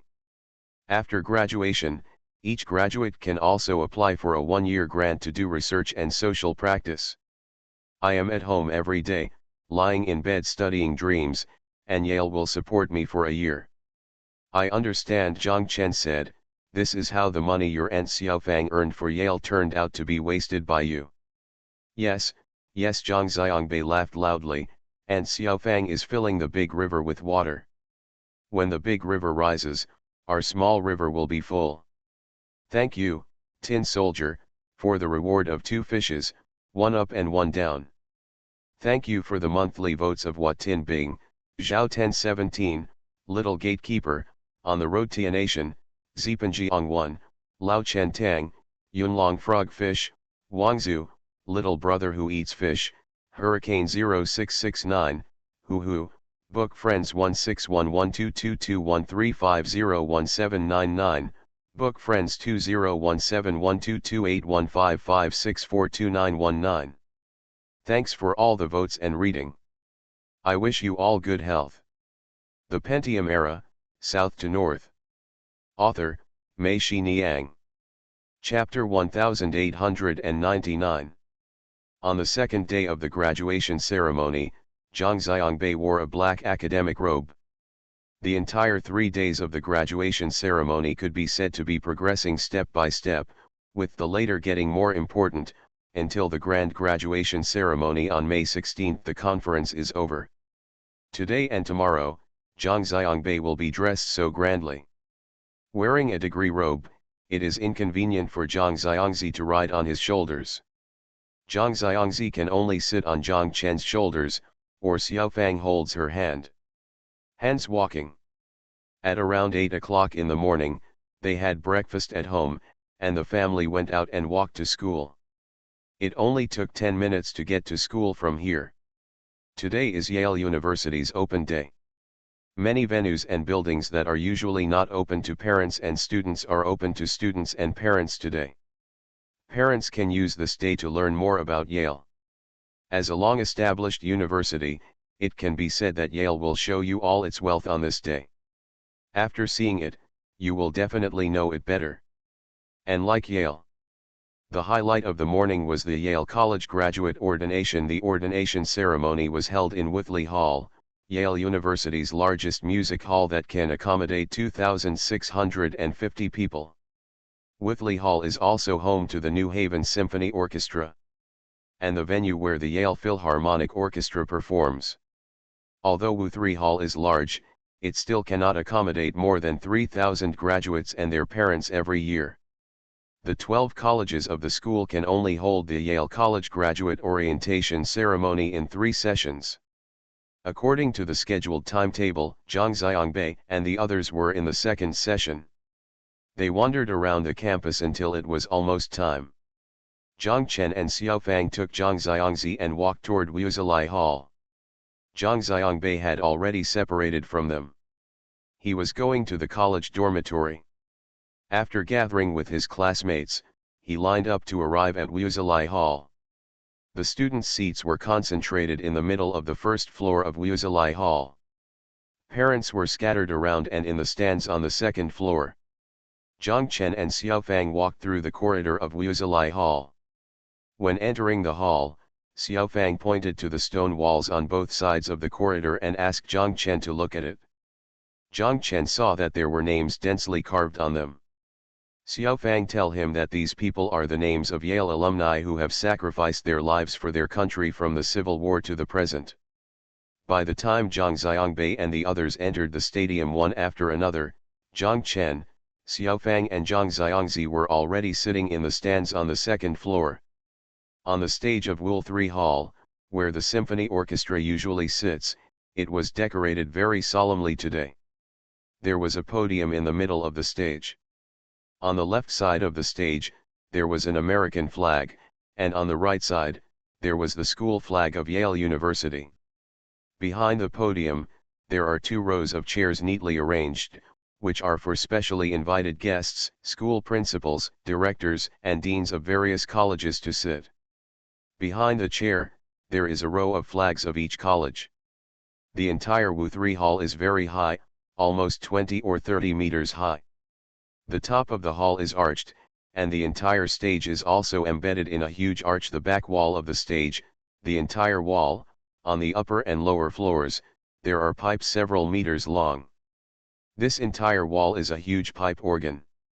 The Newberry Memorial Organ is one of the most famous pipe organs in the world. The ceremony began with the Newberry Memorial Organ playing low, majestic music, followed by performances by 4 students representing different religions. Next, the president of Yale University, Peter Salovey, began his lecture and graduation speech. Xiaofang told Zhang Chen in a low voice that he also had a Chinese name, Subide. We Chinese at Yale all called him Lao Su. Lao Su is a psychologist. He invented the term emotional intelligence. By the way, did you take a photo with him yesterday? Xiaofang asked.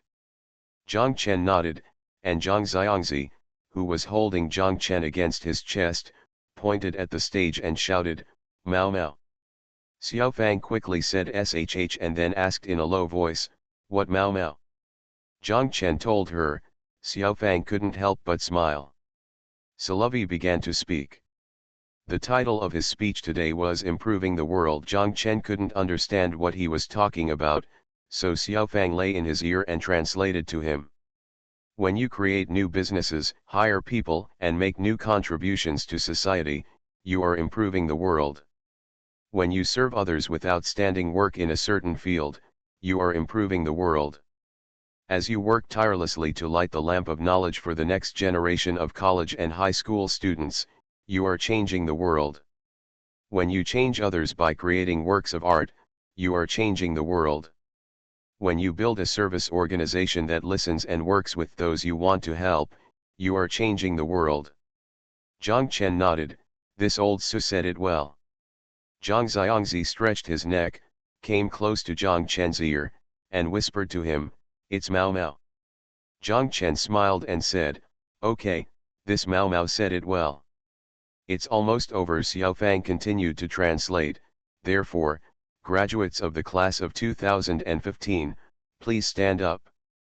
In the dark Wu 3 hall below, students stood up.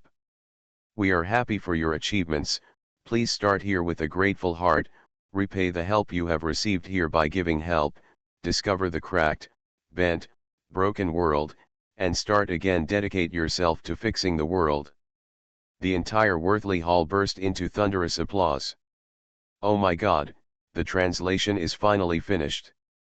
Xiao Fang said that Lao Su spoke on the stage for more than 20 minutes, and she was in Zhang Chen's ear, translating for more than 20 minutes.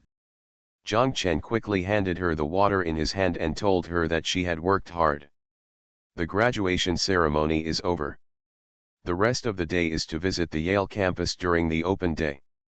Xiao Fang and Zhang Xiangbei are very familiar with the campus. Zhang Chen has been here several times. Only Zhang Xiangzi is here for the first time today. Xiao Fang and Zhang Xiangzi said, Zixi, Mom, take a good look at it. Is the school where Mom and brother study good? Zhang Xiangzi nodded and said yes.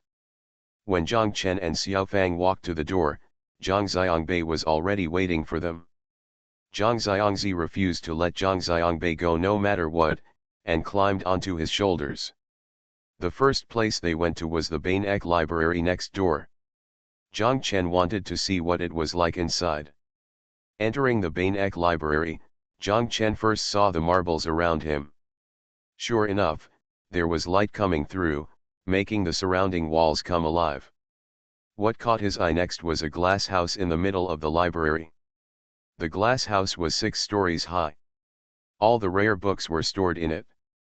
There was no one in the glass house. Everyone was walking around. Circle the corridor and look at the glass house like a gorilla. Xiao Fang and Zhang Chen said that these books cannot be lent out. Even if you read them here, they must be in a designated room. The application procedures are also very complicated, and the qualification review of applicants is also quite strict, unless you are determined to be someone.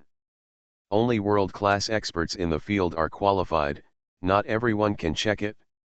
So, these books, piled here like this, can only be viewed from a distance, not close, Zhang Chen asked. Xiao Fang is right. Then this place can't be called a library, it should be called an exhibition hall. The books here are the same as the paintings in our Riverside oil painting gallery. Zhang Chen laughed as he spoke. Why are you laughing? Xiao Fang asked. Zhang Chen said, the way your school behaves is like a wealthy man showing off to others with a bank book. Xiao Fang glared at him and said to Zhang Xiangbei, Bai Bei, come and scold him. No need to scold him, he is ignorant. Zhang Xiangbei said, these books are more than hundreds of years old. If everyone can read them, all these books will be destroyed in a month. By the way, your art museum, can you touch the painting as you like? That's good. Xiao Fang chuckled, besides, many of the books here are already online. You can see them in Yale's online library. Why do you have to touch them? Okay, I'll just take a look. Okay, Zhang Chen was at a loss for words. He could only say this, how could he tolerate the two Yales joining forces? There happens to be an exhibition in the library. Some precious books are put on display in display cabinets for everyone to see. Even the lights in the display cabinets are sensor controlled. Only when people get close to the display cabinets, the lights inside will light up. It is also to protect the books on display. They came out of the Bain Ek Library and then went to the Sterling Library, the largest library at Yale University and the second largest university library in the world. After entering the library, Zhang Xiangbei and Zhang Chen said, don't you want to read a book? You can borrow all the books here. Do you want to read? My card can still be used. Let's see what you need. Xiao Fang giggled, and Zhang Xiangzi shouted, I want it, Bai Bei, I want that big bird. The other three people looked around to see if there was any big bird. After a while, Zhang Xiangbei remembered. What Zhang Xiangzi was talking about was a 16th century book on display in the Bainek Library display cabinet. A colorful picture book with an unknown colorful bird on it. Xiao Fang understood, shook her head and said, this father and daughter are both living treasures.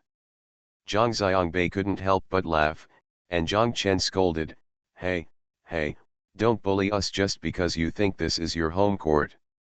Then we went to the Peabody Museum of Natural History. To Zhang Chen's surprise, he actually saw a complete skeleton of a brontosaurus. This alone made this museum extraordinary. The family took a look around and even went to the Yale University Art Museum. After coming out of the art gallery, Zhang Chen proudly said to Xiao Fang and Zhang Xiangbei, I can guarantee that the art gallery in your school is not as good as our Riverside Art Museum. Xiao Fang and Zhang Xiangbei both deliberately pretended not to hear. Zhang Xiangzi was sitting on Zhang Xiangbei's shoulder. She could see the clock tower of the old campus of Yale University in the distance. She wanted to go and have a look, so they took her there. The bell tower of Yale University, called Harch-Rice Tower, is a typical Gothic building, 66 meters high. Xiao Fang looked at her watch and told Zhang Chen that at 5:30 every afternoon, the carillon will be played here. Kaiming, it sounds great, but it's a pity that it's too early today, there's still an hour left. Zhang Xiangzi heard this, but he didn't ask to stay and listen. Zhang Chen said, we were tired from walking, so let's rest here. The family sat down on the lawn not far from Har Krista. Xiao Fang remembered something. She said to Zhang Xiangbei, when I was studying here, there was National Day one year. I remember I was sitting here reading a book. The bell tower suddenly rang, and it was Dong Fang Hong. I cried at that time, Bai Bei, you are here. Are they still like this? Zhang Xiangbei scratched his head and said I didn't pay attention. Thank you Chuan Lin, on the road Tianatian, Zongkai 727, Wahaji, Hu, the fish-eating brother, and book friend 2021108140240518886 for your monthly votes. Thanks for all the votes and reading. Have a good evening everyone. You are listening to Novels at Bless Up channel. Wish you happiness and luck. Please subscribe to receive new novels. How do you feel about this novel? Please like and leave a comment. The Pentium Era, South to North. Author, Mei Shi Niang. Chapter 1900. Xiao Fang, Zhang Xiangbei, and Zhang Xiangzi got up in the morning. Zhang Chen had already prepared breakfast. Zhang Xiangbei saw that there was a plate of meat buns on the table and shouted, not bad, Dad, when did you even know how to make steamed buns? Zhang Chen said with a smile, what's so difficult about this? Last night at Beidou, when you were asleep, I made the dough. Isn't it just a steamed bun? Just make it like a sculpture. Xiao Fang and Zhang Xiangbei laughed. Xiao Fang picked up the bun, took a bite, and shouted, it's terrible. Zhang Chen quickly asked, what's wrong? It's delicious, and it's spicy. You will be pestered by us in the future, and we won't let you go if you don't do it, Xiao Fang said, and Zhang Xiangbei quickly picked up one, took a bite, and nodded repeatedly. I can give you an A, Zhang Xiangbei said. On the plate in front of Zhang Xiangzi, Zhang Chen had put 2 buns for her. They were cold, but she still stared at the buns in Zhang Xiangbei's hand and said to him, Bai Bei, I want to eat your buns. Zhang Chen and Zhang Xiangzi said, eat your own. That's what Dad made specially for you. Brother, this one is spicy. But I just want to eat Bai Bei, Zhang Xiangzi said with a pout. Zhang Xiangbei gave his bun to Zhang Xiangzi. Zhang Xiangzi took it and took a bite, crying loudly. Xiao Fang quickly picked up the milk and gave it to her to drink. Zhang Chen and Zhang Xiangbei laughed. After finally stopping crying, Zhang Xiangbei teased her, "Do you want more, Zixi?" "No, no, bad bai bei." Zhang Xiangzi turned around and complained to Xiao Fang, "He is a bad bai bei. You deserve it. You asked your brother for it yourself. Dad already told you that it was spicy. Zixi, you have to bear the consequences of what you did. It has nothing to do with your brother." Xiao Fang and Zhang Xiangzi said that. Zhang Xiangzi puffed out his cheeks, got angry and stopped eating. Xiao Fang said to her, "Eat quickly, you have to change clothes after eating." Zhang Xiangzi snorted and simply folded his hands in front of his chest and refused to eat. Xiao Fang asked Zhang Chen, "By the way, Dad, are you a well-fed and obedient child who can go to Disneyland tomorrow?" Zhang Chen suppressed a smile and said yes. The three of them deliberately pretended not to look at Zhang Xiangzi and focused on eating breakfast. When Zhang Xiangzi heard Xiao Fang's words, he quickly picked up the buns on the plate in front of him and started eating. After breakfast, Zhang Chen changed into a suit and tie. Xiao Fang also changed into a suit, and then changed clothes for Zhang Xiangzi. Zhang Xiangbei still wore a black academic robe today, but he did not wear a bachelor's cap today. Instead, he wore a grass-green old-fashioned People's Liberation Army military cap with a red five-pointed star pinned to it, which looked strange. Zhang Chen asked, "Why are you wearing this hat?" Zhang Xiangbei chuckled and asked, "Are you handsome? Do you look like an uncle from the People's Liberation Army?" Zhang Chen said, "It's not like that." "Like Kuijian, are you going to attend the graduation ceremony or to sing rock music?" "I just want to attend the graduation ceremony," Zhang Xiangbei said. Zhang Chen looked at him and then at Xiao Fang. Xiao Fang smiled and said, "This is to participate in the hat ceremony, which is a tradition of Yale. Today's graduation ceremony, everyone wears academic uniforms, but instead of wearing mortarboards, they wear their own carefully prepared hats, turning the graduation ceremony into everyone was very creative in the hat competition, and some students started preparing months in advance. I bought this from Debo.com and sent it from China," Zhang Xiangbei told them.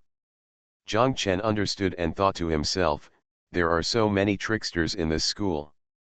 The family was getting ready to go out, but Zhang Xiangzi still had to ride on Zhang Xiangbei's shoulders. Zhang Xiangbei put his military cap on Zhang Xiangzi's head, squatted down, and let Zhang Xiangzi climb onto his shoulders. The family was walking on the street. The hat on Zhang Xiangzi's head was too big and kept falling down, covering her eyes. At first, she kept touching the hat with her hands, but then she got impatient and simply took it off. He came down and put it on the head of Zhang Chen, who was walking next to him. Xiao Fang and Zhang Xiangbei turned around and saw Zhang Chen in a straight suit with a military cap on his head, which was also worn crookedly. It looked a bit funny, so they both laughed. Zhang Chen also laughed. He thought taking off his hat. Zhang Xiangzi shouted, "Dad, don't take it off." Zhang Chen put his hand down and ignored it. When they arrived at school, Xiao Fang led Zhang Chen and Zhang Xiangzi to the square in front of the Sterling Library, while Zhang Xiangbei went to the college to gather. Before today's graduation ceremony, there would be a graduation parade. Zhang Xiangbei and the others arrived at their respective colleges. After gathering, the graduation parade began. At the front of the procession were the flag bearers holding the American flag and the Yale University flag, followed by the school's honor guard and drum band. Walking behind the drum band was a staff member holding the mascot of Yale University, a bullfighting bull.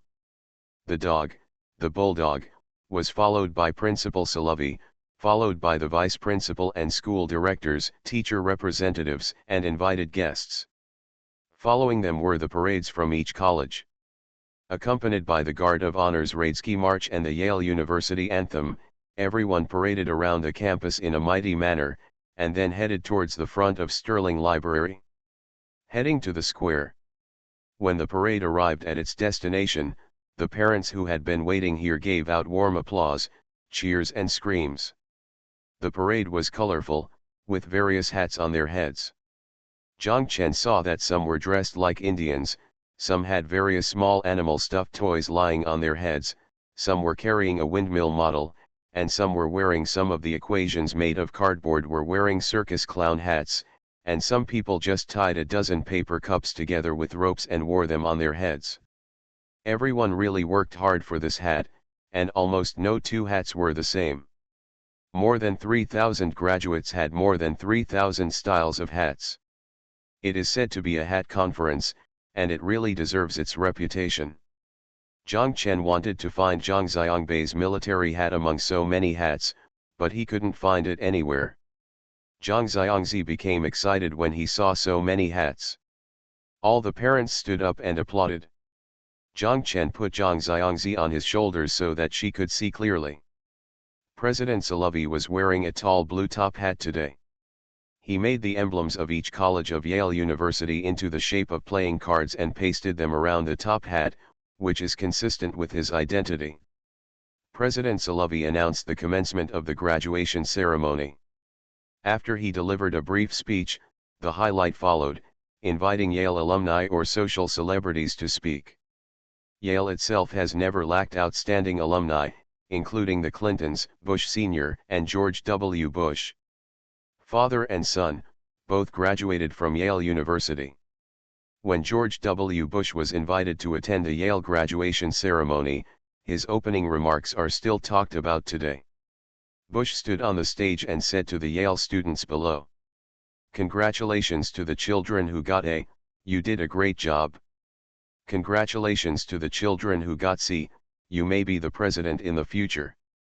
Because George W. Bush himself was at Yale and got a C grade. The guest invited to this year's graduation ceremony was the then US Vice President Joe Biden, who gave a speech on finding a balance between ambition and happiness. The guest speeches ended, followed by the awarding ceremony of an honorary doctorate. Chinese director Zhang Yimou was awarded an honorary doctorate in art from Yale University in 2010. When the host reported a name, there was a burst of screaming in the venue, and the girls screamed more energetically than the boys. Zhang Chen didn't know what was going on. When the person came on stage, he understood that it turned out that right now the most popular figure in the world, Elon Musk, the founder of Tesla, is handsome and rich. No wonder so many girls scream. After the graduation ceremony, everyone went back to their colleges. Zhang Chen and Xiaofang followed them. In the small auditorium of the college, a ceremony to issue graduation certificates was to be held. The students were sitting in rows below, and parents were standing around. The superintendent of the college reported his name, and a classmate from below came up to the stage, took the graduation certificate from the dean's hand, and accepted the dean's commendation. The supervisor of Zhang Xiangbei's college is very powerful and attentive. She actually calls the students by their names in the language of that country according to the country they are from. When she calls Zhang Xiangbei, she first calls him, he shouted Zhang Xiangbei, then realized it immediately, corrected himself and shouted Zhang Xiangbei. Her Mandarin was so standard that Zhang Xiangzi heard it and shouted in a high-pitched voice, "Bai Bei." In the auditorium, everyone laughed and looked towards them. The female superintendent also smiled and waved towards them. Xiaofang followed Zhang Xiangbei to the stage. When Zhang Xiangbei took the graduation certificate from the dean's hand, Xiaofang took a video. Although it was already late at night in Hangzhou, Zhang Xiangbei's grandma and the others have been watching the alternating live broadcasts of Xiaofang and Zhang Chen. They are all waiting to see Zhang Xiangbei get his diploma. It was almost 1 o'clock when Zhang Chen and the others returned home. Zhang Chen immediately started cooking, taking out everything in the refrigerator and eating it for lunch. The luggage that should be packed has been packed, and the courier company sent it to their home in New York yesterday if it could not fit in the trunk of the car. Xiaofang also called the hourly worker and asked her to sort out the room at home. They will do this afternoon. I will drive back to New York. Tomorrow I will fly from New York to Orlando, Florida, and take Zhang Xiangzi to Disneyland. The family will stay in Orlando for 3 days, then return to New York, and then back to China. While Zhang Chen was cooking, Xiaofang and Zhang Xiangbei had already started cleaning the room. By the time Zhang Chen finished cooking, their room was almost cleaned. After the meal, the family did not rest. Anyway, Zhang Xiangbei and Xiaofang they can take turns driving, and they will go back to New York. The family left the house carrying large and small bags. Zhang Xiangbei put the 2 house keys under the mat, then called the landlord and told him that he was leaving. In the elevator, Xiaofang looked at Zhang Xiangbei and sighed. Zhang Chen asked what happened.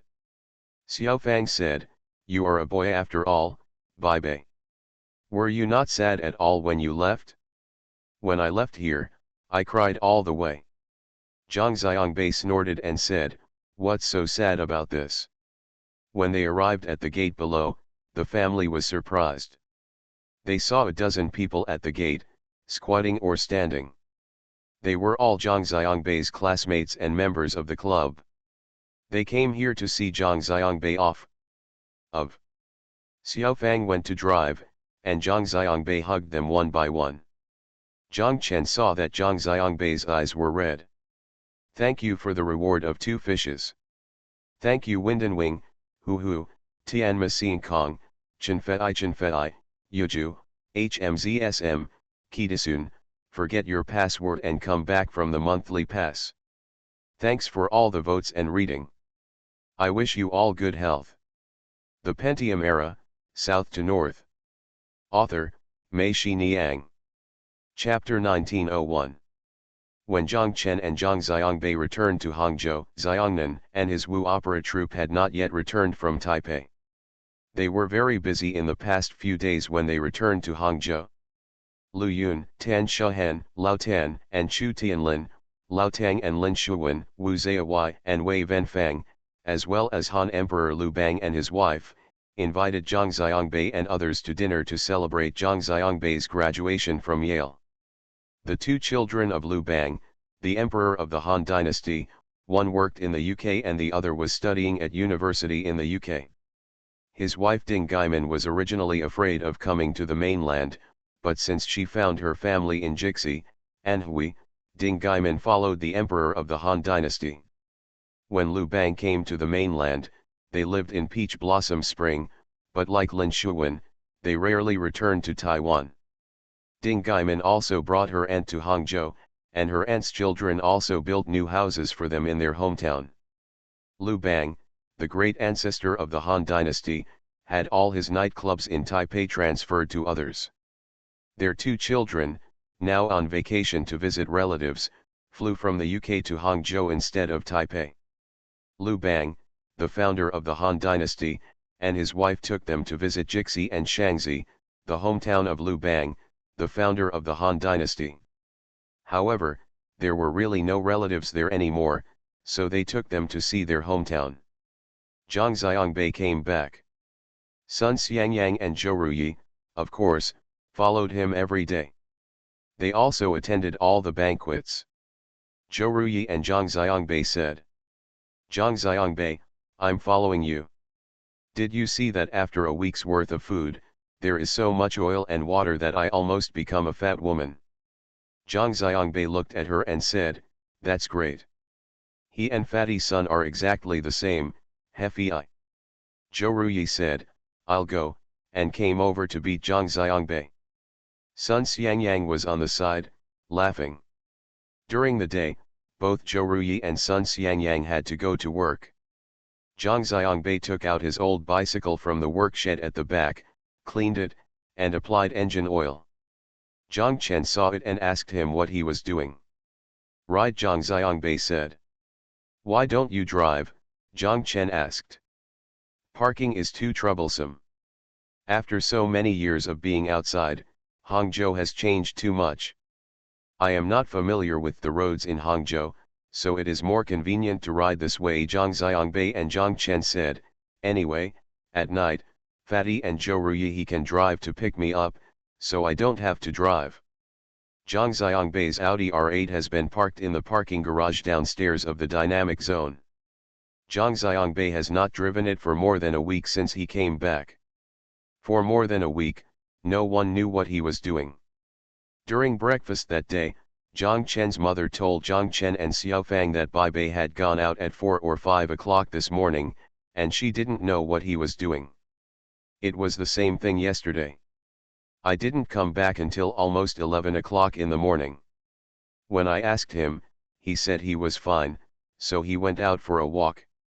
I'll ask when I get back in the evening, Zhang Chen said. No need to ask, Xiaofang said. Bai Bei is already so old. He must have his own arrangements. He has not worried anyone in the United States for so many years. Now that he is back, there is nothing to worry about. Lao Zhang said from the side, Xiaofang is right, you are just worrying. What else can you do if you go out this early in the morning? Either go hiking or go for a run by the West Lake. Don't make a fuss. Zhang Chen thought about it and realized that what Xiaofang and Lao Zhang said were right. There was really nothing to worry about. Chen, Xiaofang, Bai Bei is back. He has to do something next. You can't stay at home every day. You can ask him to follow you to your company or Xiaofang's company. You have to make arrangements, Zhang Chen's mother said. Don't worry about this. Let him rest for a while first. If he wants to go to work, he can do it at any time, just because he doesn't want to, Zhang Chen said. I'll find time to have a chat with him and see what he wants to do first, Xiaofang said and laughed. However, I guess he doesn't have anything on his mind yet. We'll talk about it when Nanan comes back. When Xiaofang said this, everyone laughed. Zhang Chen was right, Yongcheng is about to prepare for a drama festival again. Let him go to Yongcheng first and help Xiongnan organize this drama festival. By the way, you should also pay attention to their matters. Go talk to Zhen and settle the matter, Zhang Chen's mother said to Zhang Chen. Too lazy to go, Zhang Chen said, let them decide by themselves. This won't work, Xiaofang's mother shouted from the side. If you don't care about it, then you can leave it alone. I'll call MRS Tan later. We old people will decide this matter, and you don't have to worry about it, Zhang Chen's mother said angrily, a little annoyed. Zhang Chen quickly said, okay, I'll go talk to Tan Shahan today. After saying that, he muttered, in fact, it's the same thing whether you say it or not.